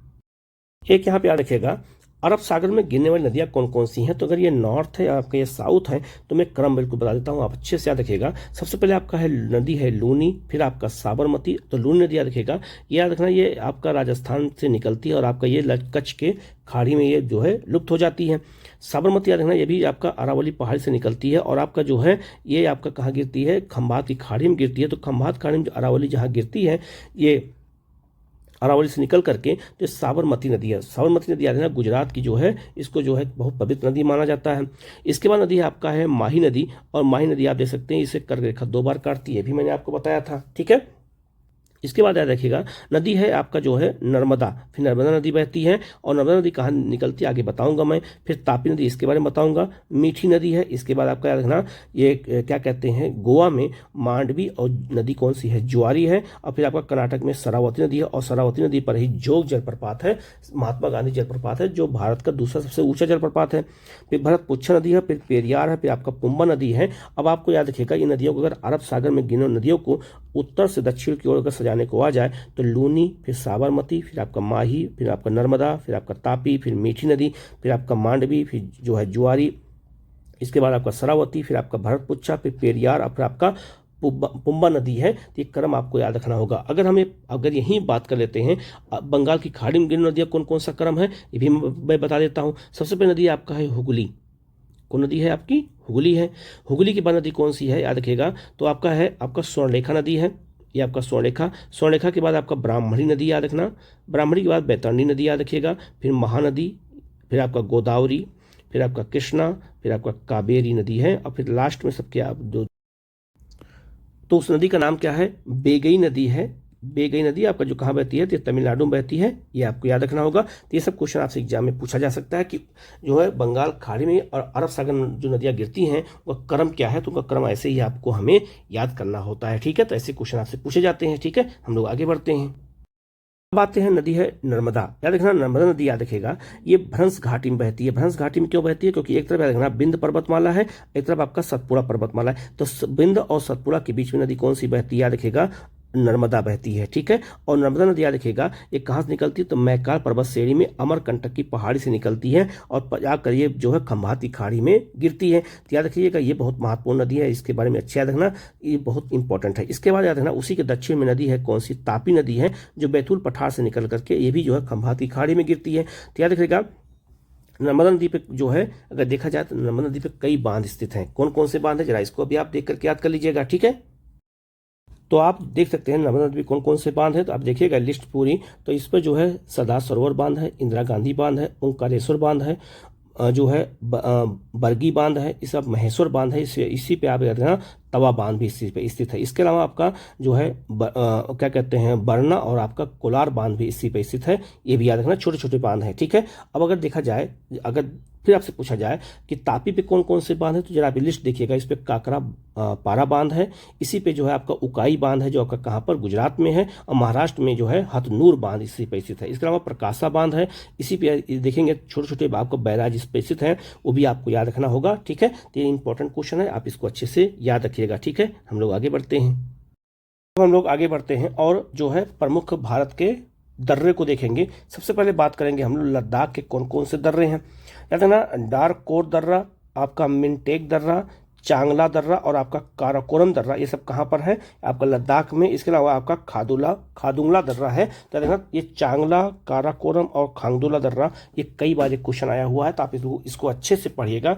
ये क्वेश्चन आता है और गलत होने का चांस ज़्यादा होता है। एक क्वेश्चन यहाँ से होता है, तो आप गलत बिल्कुल मत करिएगा। उत्तराखंड की बात करते हैं, तो उत्तराखंड में याद रखिएगा लीपू लेक, और लीपू लेक को लेकर के भारत और नेपाल के बीच में विवाद भी है। ठीक है, तो हो सकता है ये भी क्वेश्चन पूछा जा सकता है। ठीक है, इसके अलावा नामा दर्रा है, इसके बाद नीति है, फिर माना है। माना और नामा दो दर्रे हैं, लेकिन अधिकांश किताबों में केवल माना और नीति और लीपू लेक करके बता करके छोड़ देते हैं। ठीक है, तो नामा भी है, माना भी है, नीति भी है। इसके अलावा आपका मुलिंग दर्रा है आपका, इसके अलावा आपका भिंगरी और आपका कुंगरी दर्रा कहाँ पर है? ये सब उत्तराखंड में है। और याद रखिएगा इन्हीं दर्रों से जो है मानसरोवर की यात्रा होती है, कैलाश मानसरोवर की यात्रा इसी दर्रों से की जाती है। ठीक है, इसके बाद याद रखिएगा हिमाचल प्रदेश की बात करें तो ये क्वेश्चन यहाँ बहुत बार आ चुका है। 12 लच्चा दर्रा कहाँ पर है? याद रखना हिमाचल प्रदेश में। यहीं पर आपका रोहतांग दर्रा है, जहाँ से आपका रावी और जो है ब्यास नदियाँ निकलती हैं। दीवान दर्रा यहीं पर है, भाभा जो है दर्रा यहीं पर है, मणिरंग दर्रा यहीं पर है, सिपकिला दर्रा भी यहीं पर है, ये बहुत फेमस है। और सिपकिला दर्रे से ही सतलज नदी भारत में प्रवेश करती है, ये भी क्वेश्चन कई बार आ चुका है। और यहीं पर आपका यांगजी दर्रा है, कहाँ पर? हिमाचल प्रदेश में है, ये भी याद रखिएगा। इसके बाद आते हैं जम्मू कश्मीर में। जम्मू कश्मीर में याद रखना बहुत बार एक क्वेश्चन आ चुका है, बुर्जिल दर्रा कहाँ पर है? याद रखना जम्मू कश्मीर में है। यहीं पर आपका बनिहाल दर्रा है, और बनिहाल दर्रा जम्मू को कश्मीर से जोड़ता भी है। ठीक है, इसके अलावा पीर पंजाल दर्रा और आपका यहाँ जोजिला दर्रा है। जम्मू कश्मीर के सारे दर्रे बार बार पूछे जाते हैं, इसलिए बिल्कुल हमने मैप के थ्रू इसको आपको बता दिया है।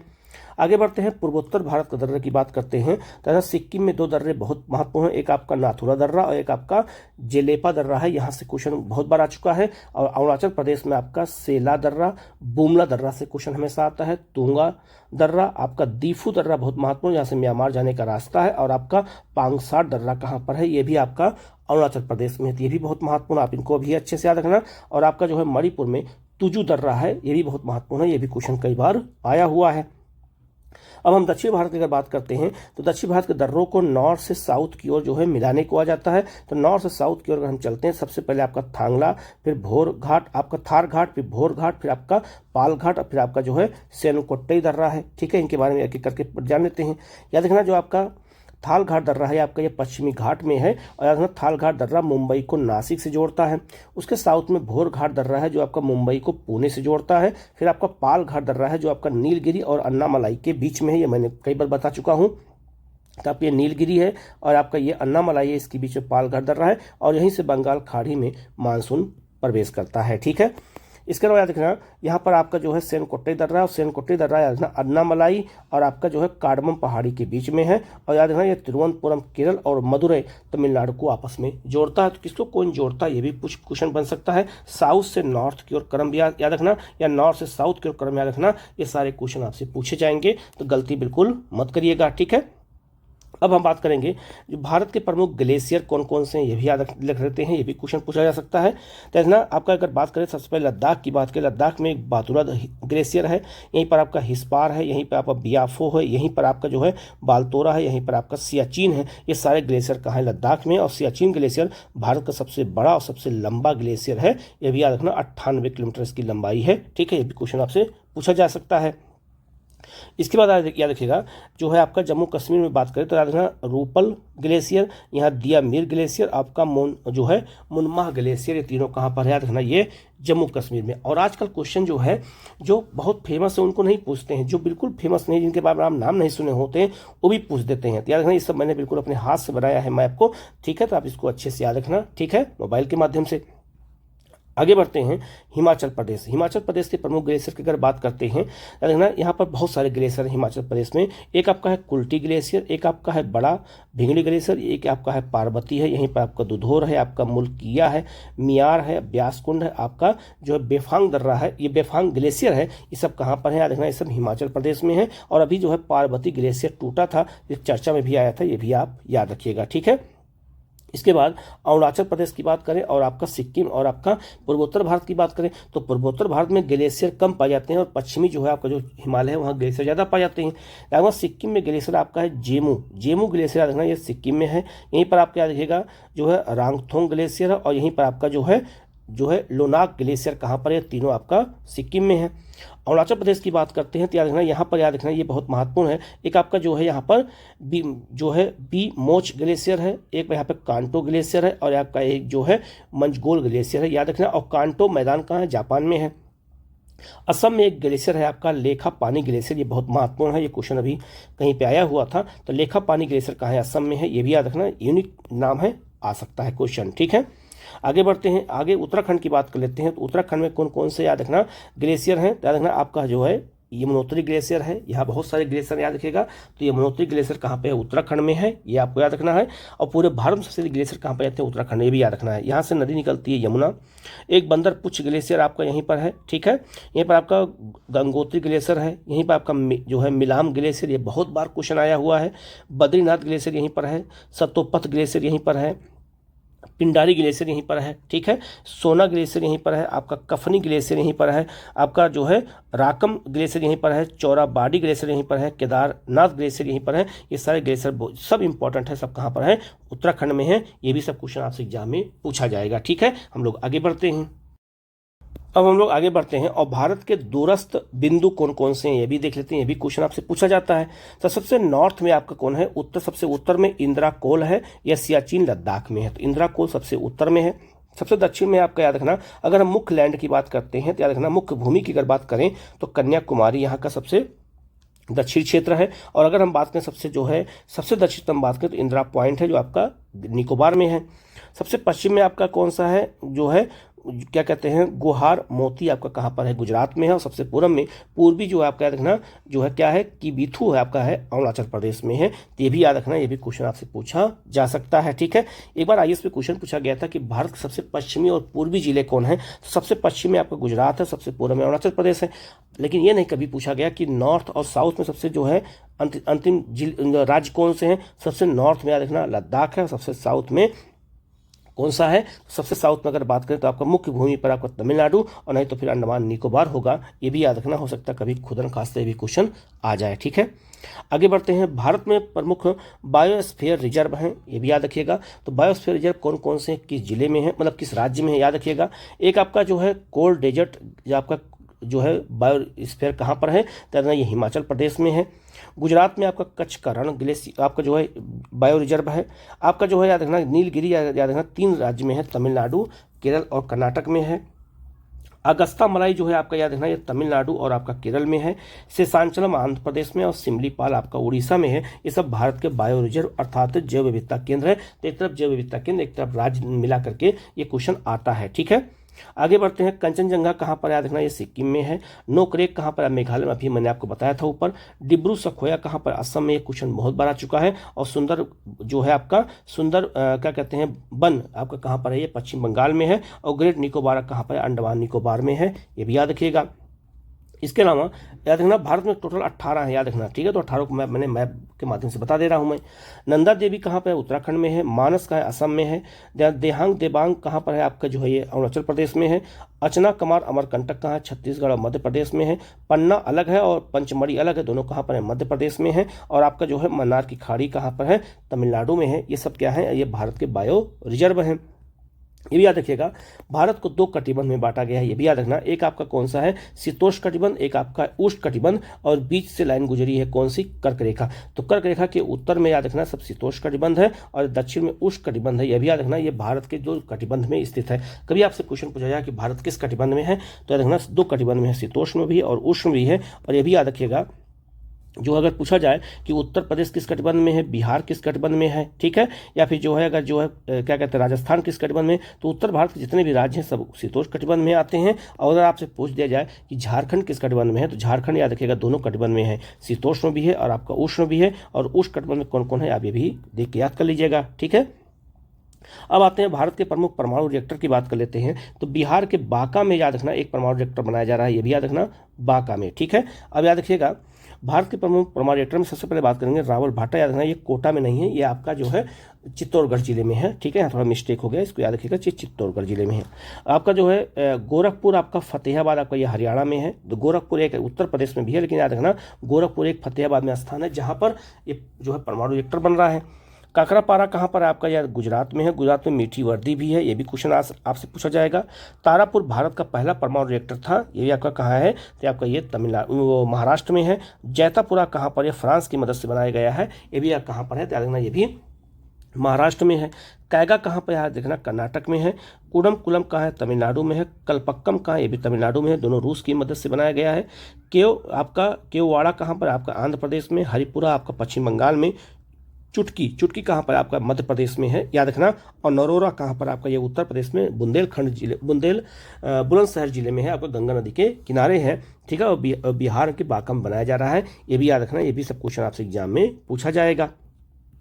आगे बढ़ते हैं, याद रखना लक्षद्वीप की अगर बात करते हैं तो लक्षद्वीप याद रखना कई द्वीपों का समूह है और अलग अलग अक्षांश रेखाएं उनको सीमा बनाती हैं। तो याद रखिएगा एक आपका जो है सीमा आपका जो है अक्षांश रेखा है 11 डिग्री। 11 डिग्री जो चैनल है इसको याद रखना, एक 11 डिग्री अक्षांश रेखा है। तो याद रखना जो लक्षद्वीप है 3 द्वीपों का समूह है। कौन कौन सा है, तो याद रखना एक आपका अमीनी द्वीप है, एक आपका कन्नानौर है, एक आपका जो है मिनिकॉय है। ठीक है, तो याद रखना इनको अलग अलग जो है बांटा गया है। तो याद रखना जो 11 डिग्री चैनल है जिसे हम 11 डिग्री अक्षांश कहते हैं वो अमीनी द्वीप और कन्नानौर को अलग करता है। ठीक है, ये मैप बना हुआ है। दूसरा जो है जो आपका ये क्या कहते हैं 9 डिग्री जो है ये कन्नानौर को मिनिकॉय को अलग करता है, ये आप देख सकते हैं। और ये याद रखिएगा जो 8 डिग्री चैनल है याद रखना मिनिकॉय को आपका मालदीव से अलग करता है। तो लक्षद्वीप और मिनिकॉय को अलग करने वाला भी कौन है, आपका जो है 8 डिग्री है। तो चाहे आप यहाँ मिनिकॉय और जो है याद रखना बहुत इंपॉर्टेंट चीज़ ये है, ठीक है, इसको समझना बहुत जरूरी है।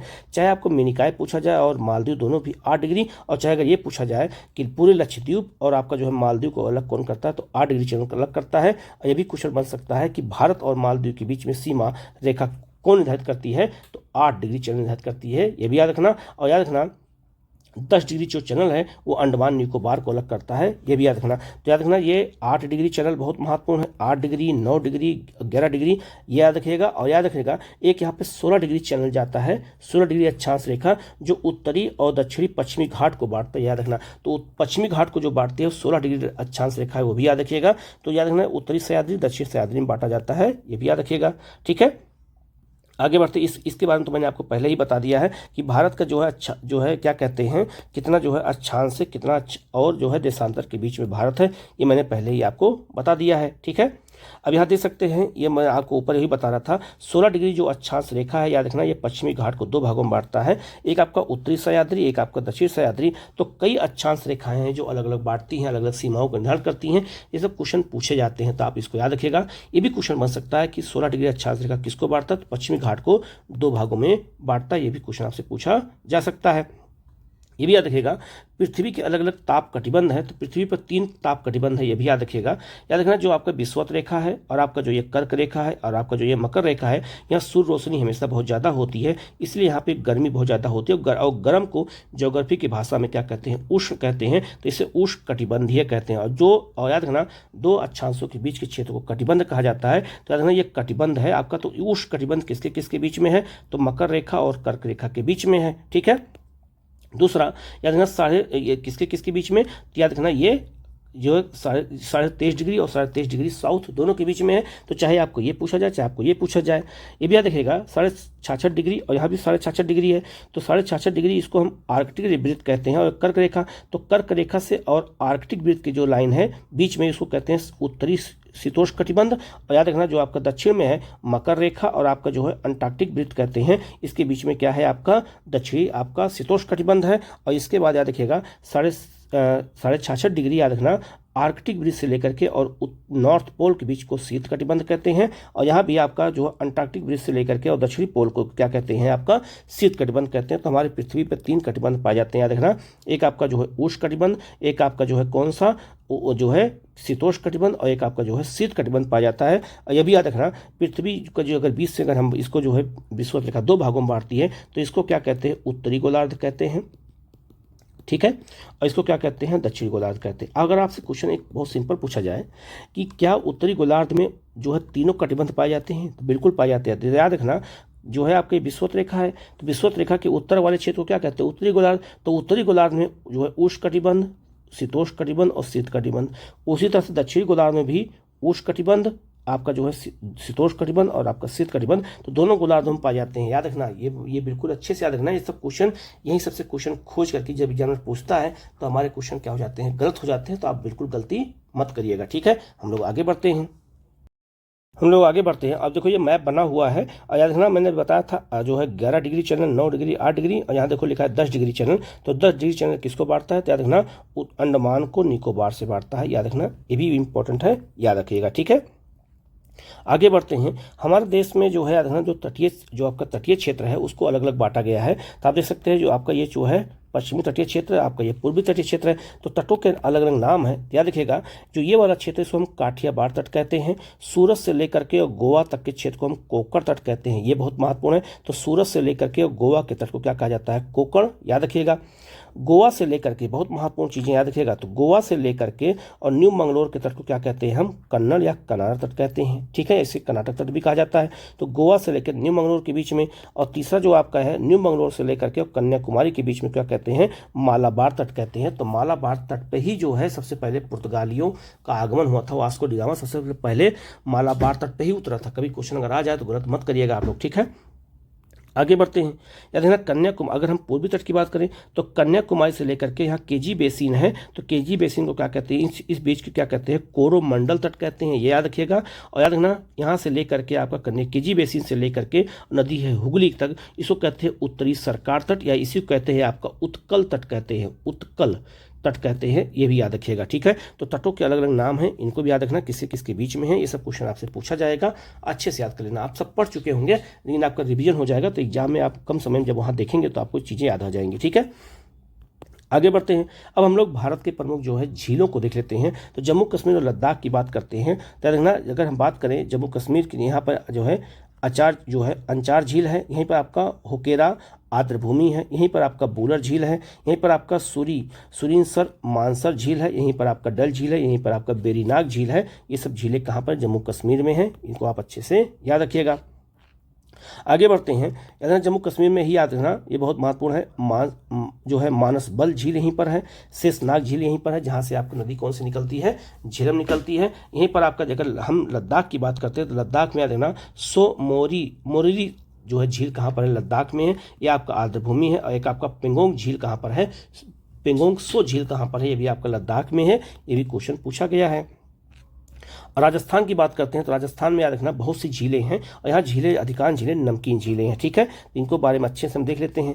पहला आपका जो है आपका याद रखना पंचप्रद झील कहाँ पर है, याद रखना बाड़मेर जिला आपका राजस्थान में है। यहीं पर आपका डिडवाना झील आपका नागौर जिले में है, याद रखिएगा। यहीं पर अगर बात किया जाए तो यहीं पर फतेह सागर झील कहाँ पर है, तो याद रखना राजस्थान के उदयपुर जिले में है, ये भी याद रखिएगा, ठीक है। हम लोग आगे बढ़ते हैं और राजस्थान की और झीलों को देखते हैं। केवला देव झील याद रखना भरतपुर में है, याद रखना ये बहुत फेमस है, यहाँ पे जो है प्रवासी पक्षी बहुत ज़्यादा आते हैं, ये भी आर्द्रभूमि है। जो है राजसमंद झील कहाँ पे है, याद रखना राज जो है समुद्र झील याद रखना इसको कहते हैं। ये आपका पुष्कर झील अजमेर में है यहीं पर, और यहीं पर आपको कौन सी है, राजसमुद्र झील है, ठीक है।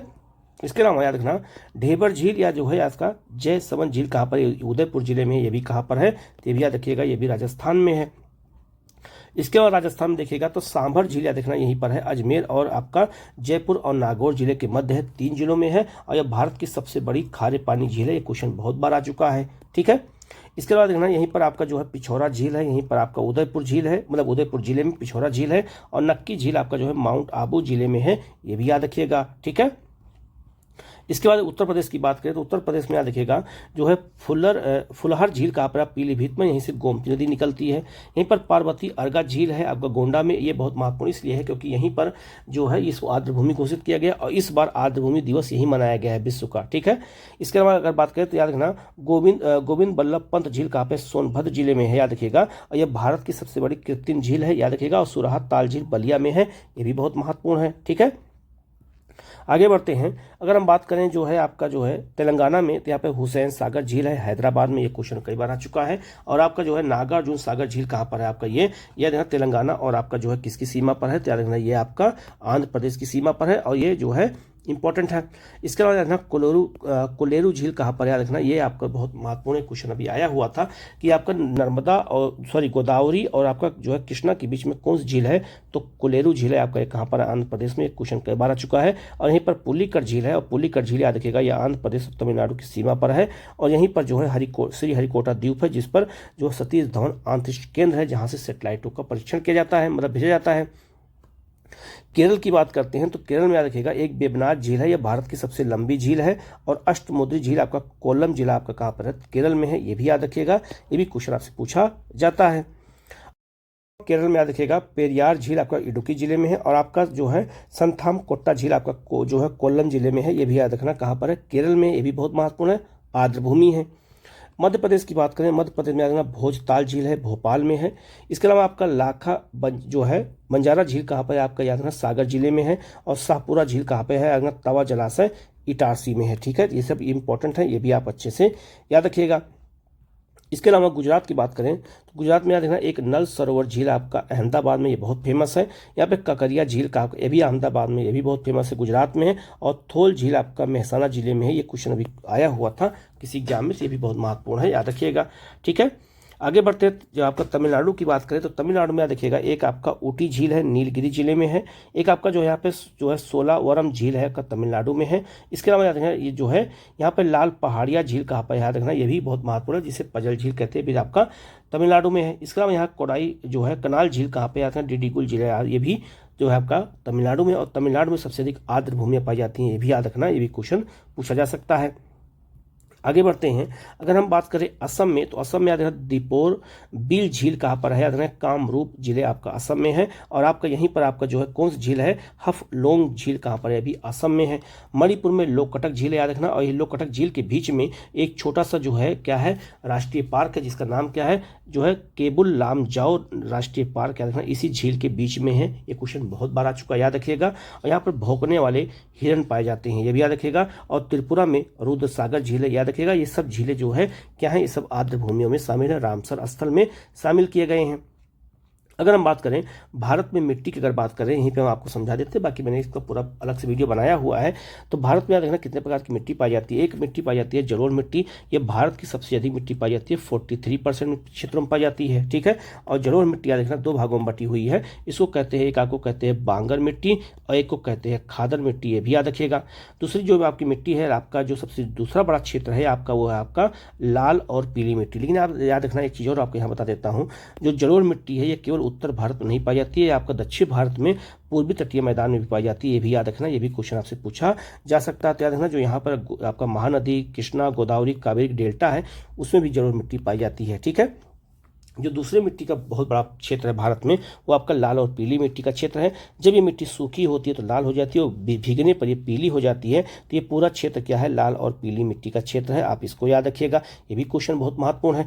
जो तीसरी मिट्टी भारत की है वो आपकी सबसे बड़ी मिट्टी है काली मिट्टी, और आपको मैंने बताया था ये लावा के जो है टूटने से बनी है, बेसाल्ट के टूटने से बनी है। तो काली मिट्टी का ये क्षेत्र है। तो काली मिट्टी आपको जो है गुजरात और मध्य प्रदेश और महाराष्ट्र में सबसे ज़्यादा पाई जाती है। इसके अलावा गुजरात के कुछ क्षेत्रों में और कुछ आपको छोटानागपुर के पठार क्षेत्रों में भी पाई जाती है, याद रखिएगा। इसके अलावा जो चौथी मिट्टी हमारी है वो लेटराइट मिट्टी है आपका। ये जहाँ अधिक वर्षा होती है वहीं पे लेटराइट मिट्टी पाई जाती है, क्योंकि ऊपरी मिट्टी कट जाती है तो कंकड़ पत्थर ही इसमें बचते हैं। तो लेटराइट मिट्टी आपका पश्चिमी तटीय मैदान में पाई जाती है, आपका पूर्वी क्षेत्र में पाई जाती है, यहाँ पे अधिक वर्षा होती है, ठीक है। इसके अलावा अगर बात करते हैं तो मरुस्थलीय मिट्टी कहाँ पाई जाती है, मरुस्थलीय क्षेत्रों में। और पर्वतीय मिट्टी कहाँ पाई जाती है, पर्वतीय क्षेत्रों में। ये आपको याद रखना होगा, हिमालय के जो पर्वतीय क्षेत्र हैं वहाँ पाई जाती है। तो इन मिट्टी के बारे में भी आपसे क्वेश्चन पूछा जा सकता है। यहाँ जलोढ़ मिट्टी के बारे में अलग से बता देता हूँ। जलोढ़ मिट्टी भारत में सबसे उपजाऊ मिट्टी, सबसे ज़्यादा क्षेत्र में पाई जाती है। ये मिट्टी 2 प्रकार की है, याद रखिएगा। एक आपका बांगर, एक आपका खादर है। तो सतलज का मैदान आपका याद रखिएगा, ये पूरा है। ये गंगा यमुना का मैदान है, ये ब्रह्मपुत्र का मैदान है जहाँ पे ये मिट्टी पाई जाती है। इसके अलावा महानदी, आपका कृष्णा, गोदावरी और आपका कावेरी के डेल्टा में भी ये मिट्टी पाई जाती है, पूर्वी तटीय मैदान में। तो ये सब क्वेश्चन आपसे एग्जाम में पूछा जाएगा, आप लोग इसको अच्छे से याद रखिएगा, ठीक है। कौन सी है जो है गुज्जर, यहाँ की सबसे महत्वपूर्ण जनजातियों में से एक है। आपकी जनजाति का नाम है गुज्जर, ये क्वेश्चन कई बार आया हुआ है, ठीक है। सिंपी और आपका जो है चौपान, गद्दी भी क्वेश्चन कई बार आ चुका है। मौन और आपका जो है बकरवाल, ये सब जनजातियाँ याद रखिएगा ऋतु प्रवास भी करती हैं। जब यहाँ पे बर्फ गिरती है तो ये लोग मैदानी क्षेत्र में चले आते हैं, और याद रखना जब जो है यहाँ पर गर्मी होती है तो फिर ये पहाड़ों पर चले जाते हैं। और याद रखिए इसके अलावा जो आपका जम्मू कश्मीर के जम्मू डिवीजन में आपका एक डोगरा जनजाति पाई जाती है, और इसी के नाम पे डोगरा रेजिमेंट भी बनाया गया है, ठीक है। तो आपको ये पता होगा, ठीक है। तो यहाँ याद रखिएगा कौन कौन जनजाति जम्मू कश्मीर पाई जाती है। उसी तरह से हिमाचल प्रदेश में कौन कौन जनजाति पाई जाती है, और हिमाचल प्रदेश की जनजातियाँ भी ऋतु प्रवास करती हैं, जैसे गद्दी, गुज्जर, भोटिया, बेदा, लंबा, खाम्पा, डोबा, गारा, किन्नौर और आपका जो है स्वांगला। ये याद रखना, ये हिमाचल प्रदेश जनजातियाँ हैं। इसमें याद रखना गद्दी, गुज्जर, भोटिया और आपका जो है किन्नौर, ये सब जनजातियाँ ऋतु प्रवास करती हैं। तो इसके बारे में भी याद रखना, ये आपका हिमाचल प्रदेश की प्रमुख जनजातियाँ हैं। उसी तरह से छत्तीसगढ़ के अगर देखा जाए तो छत्तीसगढ़ में भी बहुत सारी जनजातियाँ पाई जाती है, जिसमें आपका अंगरिका जनजाति सबसे महत्वपूर्ण है, आपका गौड़, आपका परजा जनजाति। इसके अलावा याद रखना यहाँ पर बैगा जनजाति बहुत महत्वपूर्ण है, ये क्वेश्चन कई बार आ चुका है। सहारिया जनजाति भी कहाँ पर है, आपका ये छत्तीसगढ़ में पाई जाती है, ये भी बहुत महत्वपूर्ण है। इसके अलावा अभुज जो है, माडिया, सौर, मुडिया जो है, कोरकू, आपका जो है खारिका और आपका प्रधान, ये सब जनजातियाँ कहाँ पाई जाती हैं, छत्तीसगढ़ में। और ये सब जो है क्या करती हैं, झूम खेती करती हैं, ठीक है। तो इसको भी अच्छे से याद रखना, ठीक है। अरुणाचल प्रदेश की बात करते हैं तो अरुणाचल प्रदेश में कई पहाड़ियाँ इन्हीं जनजातियों के नाम पर रखी गई, क्योंकि वो पहाड़ियों पर जनजातियाँ पाई जाती हैं। तो अरुणाचल प्रदेश में आपको पता होगा कि आबोर, ये सब मैंने आपको ऊपर बताया भी था, आबोर, मिसमी, मिकिर, डाफला, ये सब पहाड़ियाँ पाई जाती हैं, तो ये जनजातियों के नाम पे हैं। तो याद रखना यहाँ पे जनजाति का नाम क्या है, एक जनजाति आपका है डाफला। डाफला जनजाति अरुणाचल प्रदेश में पाई जाती है, लेकिन अगर पूछा जाए जो है आपका जो है डाफला पहाड़ी कहाँ है, भी आपका अरुणाचल प्रदेश में है, ठीक है। इसके अलावा यहाँ देखिए याद रखिएगा जो है अपातामी और आपका खोआ जनजाति भी बहुत महत्वपूर्ण है। इसके अलावा आबोर, गालो, मोम्बा, मिसमी और मिकिर, ये सब जनजातियाँ कहाँ पाई जाती हैं, अरुणाचल प्रदेश में पाई जाती हैं, ये भी बहुत महत्वपूर्ण है, ठीक है। गुजरात की बात करते हैं तो याद रखना गुजरात में एक जनजाति है डाफर, याद रखना डाफला जनजाति, अभी ऊपर मैंने आपको बताया, आप फिर से याद देखिएगा। तो यहाँ पे आप देख सकते हैं लिखा है डाफला, ठीक है। डाफर जनजाति कहाँ पाई जाती है, याद रखना ये अरुणाचल प्रदेश में। लेकिन अगर आपसे क्वेश्चन पूछा जाए कि डाफर जनजाति कहाँ पाई जाती है, तो याद रखना ये आपका गुजरात में पाई जाती है। ठीक है, यहाँ पे आपका भील जनजाति बहुत महत्वपूर्ण है, और भील जनजाति ही जो है 2011 की जनगणना के अनुसार, याद रखिएगा, ये सबसे बड़ी जनजाति है भारत की। तो याद रखना भील जनजाति केवल गुजरात में नहीं, भील जनजाति राजस्थान में भी, महाराष्ट्र में भी, और मध्य प्रदेश में और गुजरात, इन चारों में पाई जाती है। याद रखना ये बहुत महत्वपूर्ण। तो पश्चिमी भारत में भील जनजाति पाई जाती है, लेकिन सबसे ज़्यादा अगर पूछा जाए सबसे ज़्यादा कहाँ पाई जाती है, तो राजस्थान में पाई जाती है, लेकिन इसका विस्तार गुजरात और मध्य प्रदेश और महाराष्ट्र में भी है, ये भी याद रखना। और ये भारत की सबसे बड़ी जनजाति है। इसके अलावा यहाँ पे आपका कोली, वर्दा, आपका वर्दा पहाड़ी है, उसी के नाम पे रखा गया है।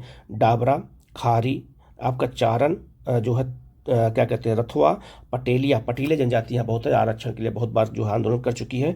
डाफर और आपका जो है क्या कहते हैं, पोमला, ये सब जनजातियाँ गुजरात की हैं, ये भी बहुत महत्वपूर्ण है। ठीक है, इसके अलावा मध्य प्रदेश जनजातियों की बात करते हैं तो यहाँ गौड़ जनजाति बहुत महत्वपूर्ण है, अंगरिया और आपका जो है कोरको। इसके अलावा भील, आपका जो है बिजवार, प्रधान, कोल, आपका खैरवार जनजाति, आपका हलवा, जो हलवा, गौड़, आपका ये सब जनजातियाँ, सहरिया, ये सब जनजाति कहाँ पाई जाती है, मध्य प्रदेश में। और मध्य प्रदेश में सबसे ज़्यादा जनजाति पाई जाती हैं, ये भी याद रखिएगा। इसके अलावा अगर राजस्थान की बात करें तो राजस्थान में भी आप देख सकते हैं, राजस्थान में भी भील जनजाति है। ठीक है, ये भारत की सबसे बड़ी जनजाति है, और राजस्थान में भी सबसे ज़्यादा यही पाई जाती है, भील। इसके अलावा यहाँ मीणा जनजाति आप देखेंगे, मीणा जो है जनजाति है, यहाँ के लोग अधिकांश IAS IPS ज़्यादा बनते क्योंकि आरक्षण है। ठीक है, तो जनजातियों का आरक्षण का लाभ इनको ज़्यादा मिला है। ठीक है, इसके अलावा आपका जो है कोकना, आपका जो है गरसिया, खारी, पटेलिया, सहरिया जनजाति सब कहाँ पाई जाती हैं, जो है क्या कहते हैं, भटेलिया, ये सब आपका राजस्थान पाई जाती हैं, ये भी बहुत महत्वपूर्ण है। आपका उत्तराखंड की बात करें तो उत्तराखंड की जनजातियाँ जो है बहुत महत्वपूर्ण है, जौनसारी, बुक्सा, आपका भोटिया और राजी, ये जनजातियाँ बहुत महत्वपूर्ण हैं।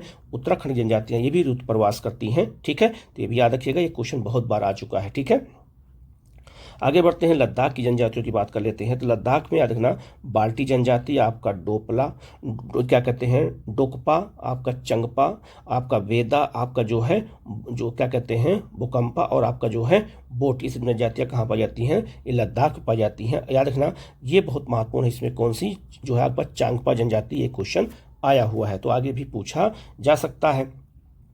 अंडमान निकोबार जनजातियों अगर हम बात करते हैं तो अंडमान निकोबार जनजातियाँ याद रखिएगा, जो है एक आपका है ओजेस जनजाति, आपका ये है। और इसके बाद सेंटिनली जनजातियाँ बहुत महत्वपूर्ण है, जो चुनाव में जो है वोट पहली बार किया था।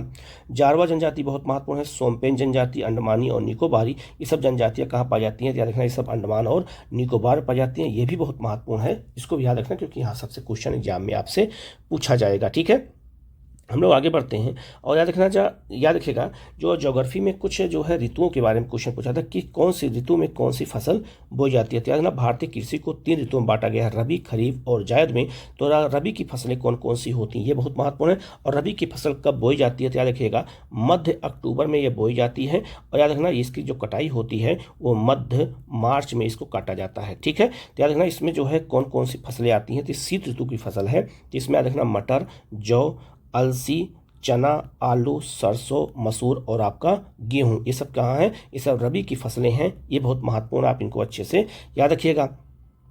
जो आपकी जायद की फसल होती है, याद रखना जायद की फसल जो है मध्य मार्च में बोई जाती है, और ठीक है इसकी कटाई जो है मध्य जून में होती है। ठीक है, तो याद रखिएगा इसमें जो है सब्जियां और फलों की खेती ज़्यादा होती है, जिससे आप देखा होगा जैसे ही गर्मी शुरू होती है जैसे खरबूजा, तरबूज हमारे जो है मार्केट में आ जाता है, तो खरबूजा, मूंगा जो है मूंग, आपका जो है खीरा, उड़द, तरबूज, सूरजमुखी, ककड़ी और आपका सब्जियां, ये सब किसकी फसल है, जायद की फसल है, ये भी याद रखिएगा। ठीक है, और सबसे ज़्यादा फसल बोई जाती है किसमें, खरीफ की फसल बोई जाती है। और खरीफ फसल कब बोई जाती है, तो याद रखना इसकी फसल बोई जाती है मध्य जून में, और इसकी फसल काटी जाती है कब, तो मध्य अक्टूबर तक इसकी फसल की कटाई होती है। ठीक है, ये भी याद रखिएगा।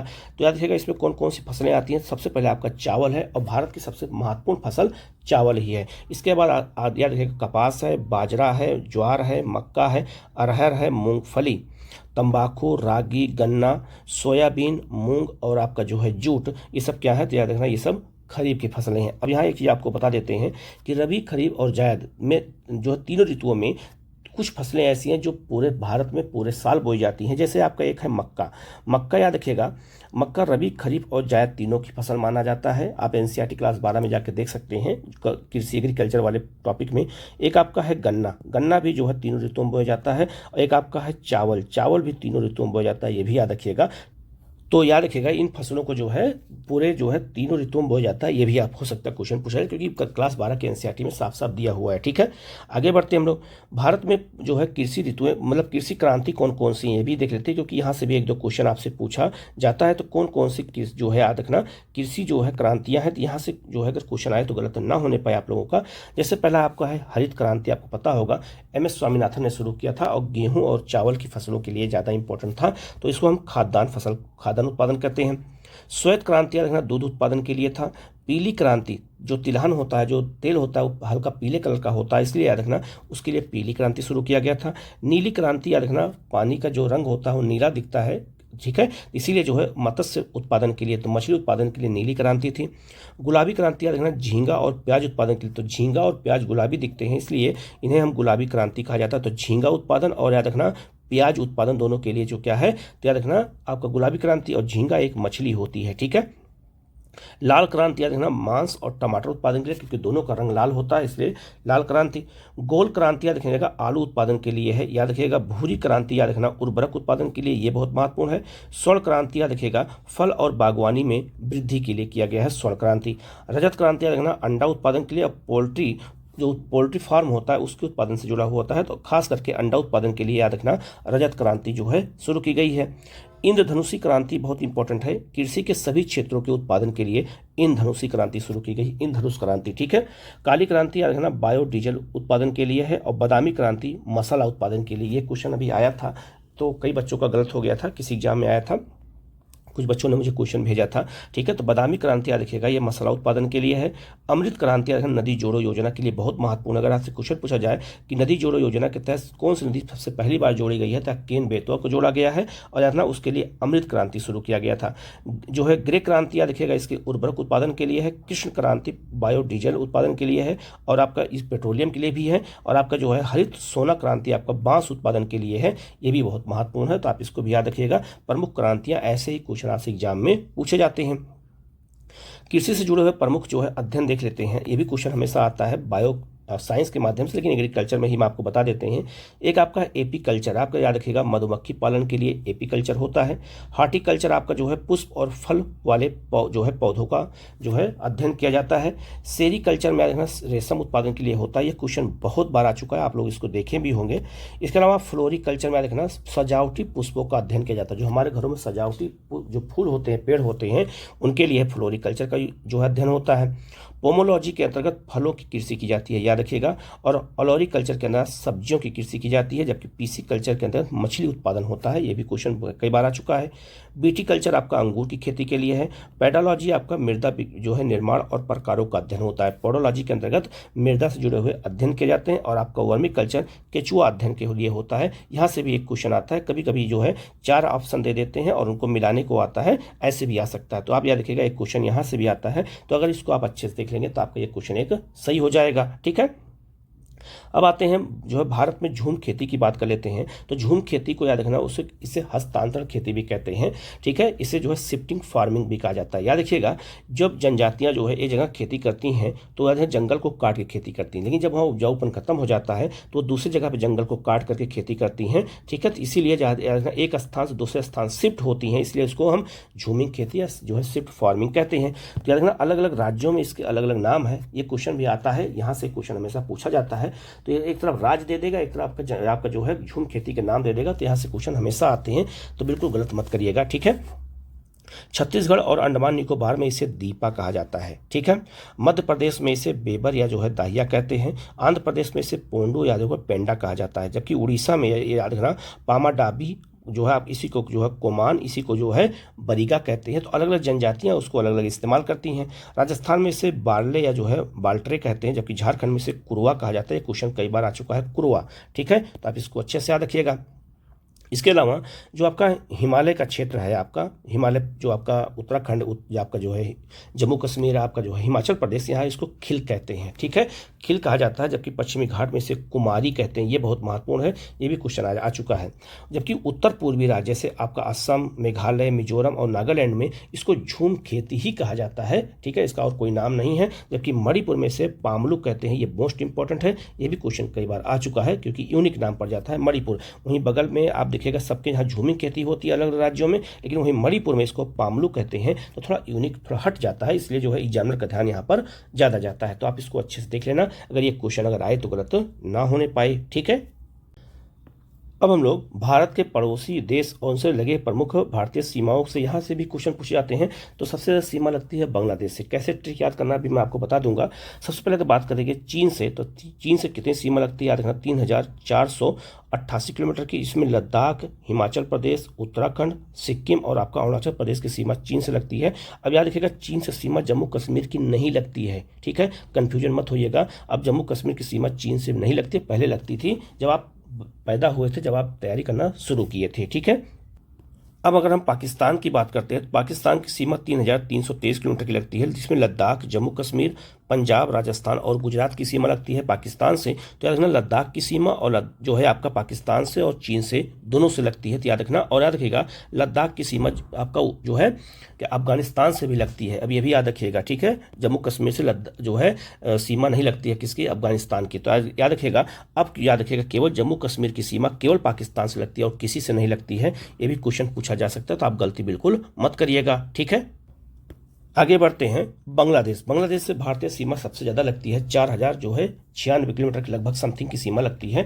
और याद रखना बांग्लादेश से भारत की सीमा का जो समझौता हुआ है वो जो है अनुच्छेद क्या है, वो संविधान संशोधन क्या है, तो 100वां संविधान संशोधन है, ये भी याद रखिएगा। तो बांग्लादेश से सीमा पश्चिम बंगाल की लगती है, असम की लगती है, मेघालय की, त्रिपुरा और मिजोरम की लगती है, याद रखिएगा। नेपाल से सीमा याद रखिएगा 1751 किलोमीटर की सीमा है। तो याद रखना उत्तराखंड, उत्तर प्रदेश, बिहार, पश्चिम बंगाल और सिक्किम की सीमा लगती है। और याद रखिएगा म्यांमार से जो है 1643 किलोमीटर की सीमा लगती है, जिसमें आपका अरुणाचल प्रदेश, नागालैंड, मणिपुर और आपका मिजोरम है। जबकि भूटान से सीमा जो लगती है 699 किलोमीटर की लगती है, सिक्किम, पश्चिम बंगाल, असम और आपका जो है अरुणाचल प्रदेश। जबकि लद्दाख की सीमा केवल अफगानिस्तान से लगती है, अब याद रखिएगा। अब जो है 106 किलोमीटर की सीमा मानी जाती है पीओके वाले क्षेत्र में, क्योंकि पीओके हमारा क्षेत्र है, पाकिस्तान का अवैध उस पर कब्जा है, ठीक है। तो याद रखिएगा जो अफगानिस्तान है, याद रखिए ये बहुत महत्वपूर्ण है, याद रखना लद्दाख से सीमा लगती है, पहले लगती थी जम्मू कश्मीर से लेकिन अब नहीं लगती है, तो यहाँ थोड़ा गौर करने वाली बात है। अब इसको याद कैसे करना है, तो याद रखिएगा एक ट्रिक है आपका जो है बचपन, इसको जो अगर हम मैसेज जब से करते हैं उस फॉर्म में, बचपन में MBA करने का सपना था, ये मैंने जो है एक ट्रिक है, याद रखिएगा। बचपन का मतलब यहाँ बी का मतलब क्या हो जाएगा, बांग्लादेश। तो सबसे अधिक सीमा कैसे लगती है, तो अधिक से कम की ओर चलेंगे, तो सबसे अधिक सीमा किससे लगती है, बांग्लादेश से, तो बी हो गया। पी हो गया पाकिस्तान से, इसके बाद पाकिस्तान से लगती है। सी हो गया आपका चाइना से, चीन से सीमा लगती है, नंबर 3 हो गया। इसके बाद आपका पी है आपका जो है बचपन, ठीक है, ये एन होगा बचपन। एन से सीमा किसकी लगती है, नेपाल से। फिर इसके बाद में एम से सीमा लगती है म्यांमार से, बी से सीमा लगती है आपके भूटान से और ए से आपका अफगानिस्तान से। तो सबसे अधिक सीमा किससे लगती है, याद रखिएगा जो आपका बांग्लादेश से। तो बचपन में MBA करने का सपना था, ऐसे ट्रिक बना के याद कर लेंगे तो आपको याद हो जाएगा। तो सबसे ज़्यादा सीमा बांग्लादेश से लगती है और सबसे कम सीमा जो है किससे लगती है, तो याद रखना अफगानिस्तान से लगती है, आप इसको अच्छे से याद रखिएगा। इसके अलावा अगर बात करते हैं तो भारत की सबसे लंबी सीमा बांग्लादेश से मैं भी बताया, सबसे कम आपका अफगानिस्तान से लगती है, ये क्वेश्चन आपसे पूछा जा सकता है, तो आप इसको अच्छे से याद रखिएगा, ठीक है। हम लोग आगे बढ़ते हैं। अब हम लोग आगे बढ़ते हैं, याद रखिएगा जो है भारत की प्रमुख घाटियां हैं, तो कौन सी घाटी जो है किस राज्य में है, तो याद रखना नुब्रा घाटी और आपका मरखा घाटी है, ये लद्दाख में है, याद रखिएगा। और नुब्रा घाटी के पास ही सियाचिन ग्लेशियर है। कुल्लू, कांगड़ा, आपका चंबा, सांगला, लाहौल स्पीति और पिन वैली कहाँ पर है, आपका हिमाचल प्रदेश में है, ये क्वेश्चन भी कई बार आ चुका है। जबकि आपका नेलांग घाटी कहाँ पे है, उत्तराखंड में, ये क्वेश्चन आया हुआ है, कई बार लोग कंफ्यूज हो गए, उनको लगा नॉर्थ ईस्ट का है। और फूलों की घाटी तो आपको पता होगा कि आपका ये उत्तराखंड में है। तो नेलांग घाटी कहाँ, याद रखिएगा ये आपका उत्तराखंड में, ये क्वेश्चन आता है, तो गलत बिल्कुल मत करिएगा। आपका जो है युथांग घाटी आपका सिक्किम में है और आपका नेवरा घाटी आपका पश्चिम बंगाल दार्जिलिंग क्षेत्र में। तो दार्जिलिंग क्षेत्र की जो आप पश्चिम बंगाल की जो आपका घाटी है उसे हम क्या कहते हैं, नेवरा कहते हैं। ये भी याद रखना, ये भी क्वेश्चन पूछा जा सकता है। ठीक है, हम लोग आगे बढ़ते हैं। पर आपको याद रखिएगा भारत के प्रमुख जलप्रपात याद रखना, जलप्रपात का नाम याद रखना है, वो किस नदी पर है और याद रखना वो किस राज्य में, यहाँ से क्वेश्चन में सब पूछा जाता है। तो सबसे पहले अगर बात करें शिव समुद्रम याद रखिएगा यह कहाँ पर है, तो याद रखना ये कावेरी नदी पर है, ये बहुत महत्वपूर्ण है। और किस राज्य में याद रखिएगा, तो ये कर्नाटक में। ये क्वेश्चन कई बार आ चुका है। ठीक है, अगला है आपका धुआंधार जलप्रपात याद रखना, ये नर्मदा नदी पर है और आपका जो है ये मध्य प्रदेश के जबलपुर में है, याद रखिएगा। अगला आपका है दूध सागर, ये आपका मांडवी नदी पर है, गोवा और कर्नाटक की सीमा पर। तो याद रखना मांडवी नदी गोवा की महत्वपूर्ण नदी है, तो वहां पर आपका दूध सागर जलप्रपात है। कपिल धारा और आपका दुग्ध धारा जलप्रपात ये भी नर्मदा पे है। तो नर्मदा पे धुआंधार भी है, आपका जो है कपिल धारा भी और दुग्ध धारा भी है, ये भी मध्य प्रदेश में है। चुलिया जलप्रपात याद रखना, ये चंबल नदी पर है। ये क्वेश्चन बहुत बार आ चुका है, याद रखिएगा, आपका राजस्थान में है। ठीक है, हुंडरू जलप्रपात आपको तो पता होगा, बहुत बार आ चुका है, स्वर्णरेखा नदी पर है, आपका झारखंड रांची के पास है। चित्रकूट जलप्रपात याद रखना, इंद्रावती नदी पर है, आपका छत्तीसगढ़ बस्तर जिले में। ये भी क्वेश्चन कई बार आ चुका है। जोग जलप्रपात या जो आपका जो है गरसोपा जलप्रपात, इसी को महात्मा गांधी जलप्रपात कहते हैं, ये आपका शरावती नदी पर है, कर्नाटक में। ये बहुत महत्वपूर्ण है। और कुचिक्कल जलप्रपात याद रखना, ये बराही नदी पर है, कर्नाटक में शिमोगा जिले में है। और याद रखना ये भारत का सबसे ऊंचा जलप्रपात है, ये भी याद रखिएगा, नंबर 1 पर यही है आपका कुचिक्कल जलप्रपात, कर्नाटक के शिमोगा जिले में बराही नदी पर है। ये बहुत महत्वपूर्ण है, नदी का नाम याद रखना क्योंकि ये बहुत यूनिक है और सबसे ऊंचा जलप्रपात है। तो क्वेश्चन पूछा जा सकता है, तो आप लोग इसको अच्छे से याद कर लीजिएगा। ठीक है, हम लोग आगे बढ़ते हैं। बहुउद्देशीय नदी घाटी परियोजनाओं को देख लेते हैं। कुछ जो है किस नदी पर है, किस आपका जो है राज्य में है और आपका परियोजना का नाम क्या है। तो पहला आपका सरदार सरोवर परियोजना, आपका ये नर्मदा पे है, ये गुजरात में है। ये क्वेश्चन बहुत बार आ चुका है।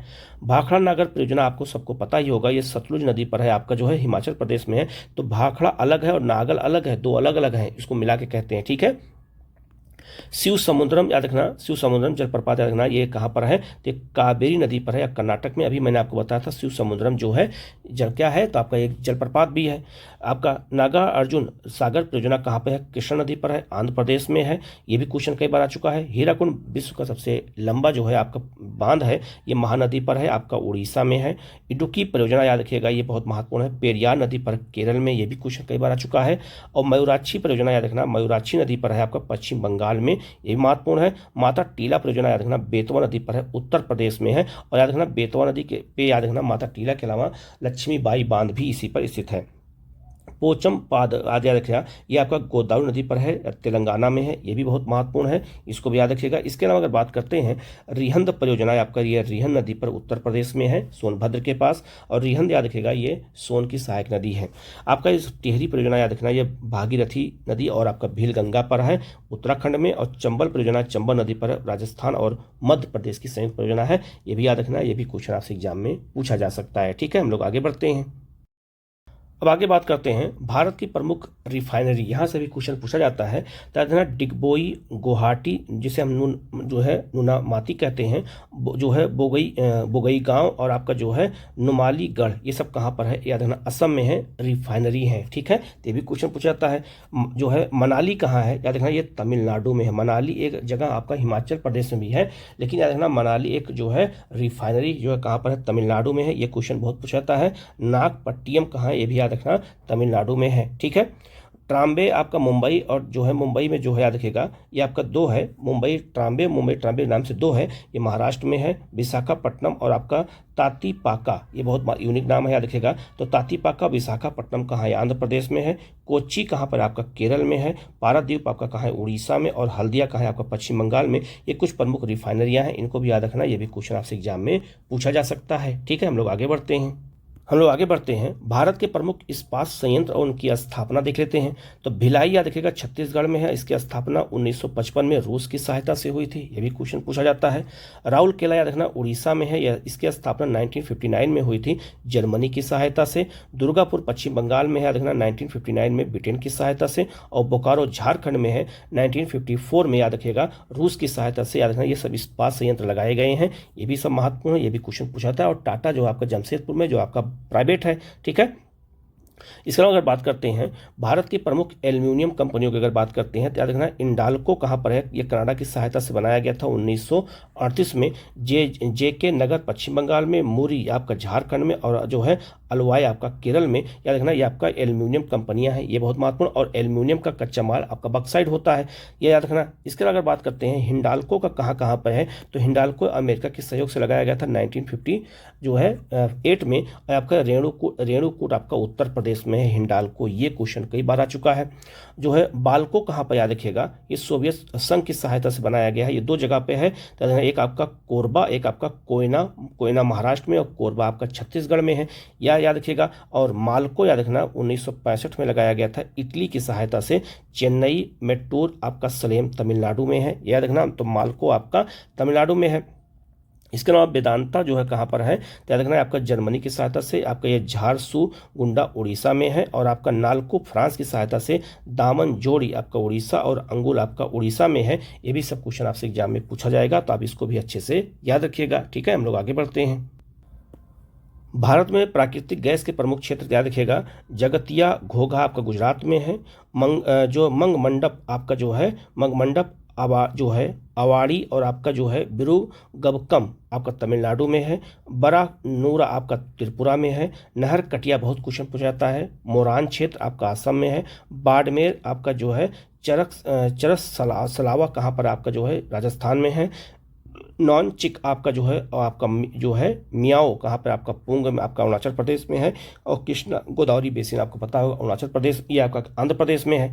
भारत में कच्चे तेल उत्पादन के 4 क्षेत्र याद रखिएगा, बहुत महत्वपूर्ण। एक आपका ब्रह्मपुत्र घाटी आपका असम में, एक गुजरात आपका जो है कहाँ पर खंभात की खाड़ी, एक आपका पश्चिमी घाट आपका बॉम्बे हाई, और आपका पूर्वी तट आपका जो है कौन सा है, केजी बेसिन, इसको अच्छे से याद रखना। और ब्रह्मपुत्र घाटी देश का सबसे पुराना तेल उत्पादन क्षेत्र है। तो तेल उत्पादन क्षेत्र 4 हैं भारत में, इनको अच्छे से याद रखना, ये आपसे क्वेश्चन पूछा जाएगा। ठीक है, तो याद रखना ज्योग्राफी में जितना इंपॉर्टेंट चीज़ था मैंने बता दिया है। वीडियो कैसा लगा आप कमेंट करके जरूर बताइएगा। ठीक है, आप जो है चैनल को जरूर सब्सक्राइब कर लीजिएगा, बेल आइकन को प्रेस कर लीजिएगा, और वीडियो को शेयर कीजिएगा अपने दोस्तों के साथ, जिससे उनको भी इसका लाभ हो सके। Okay, thank you.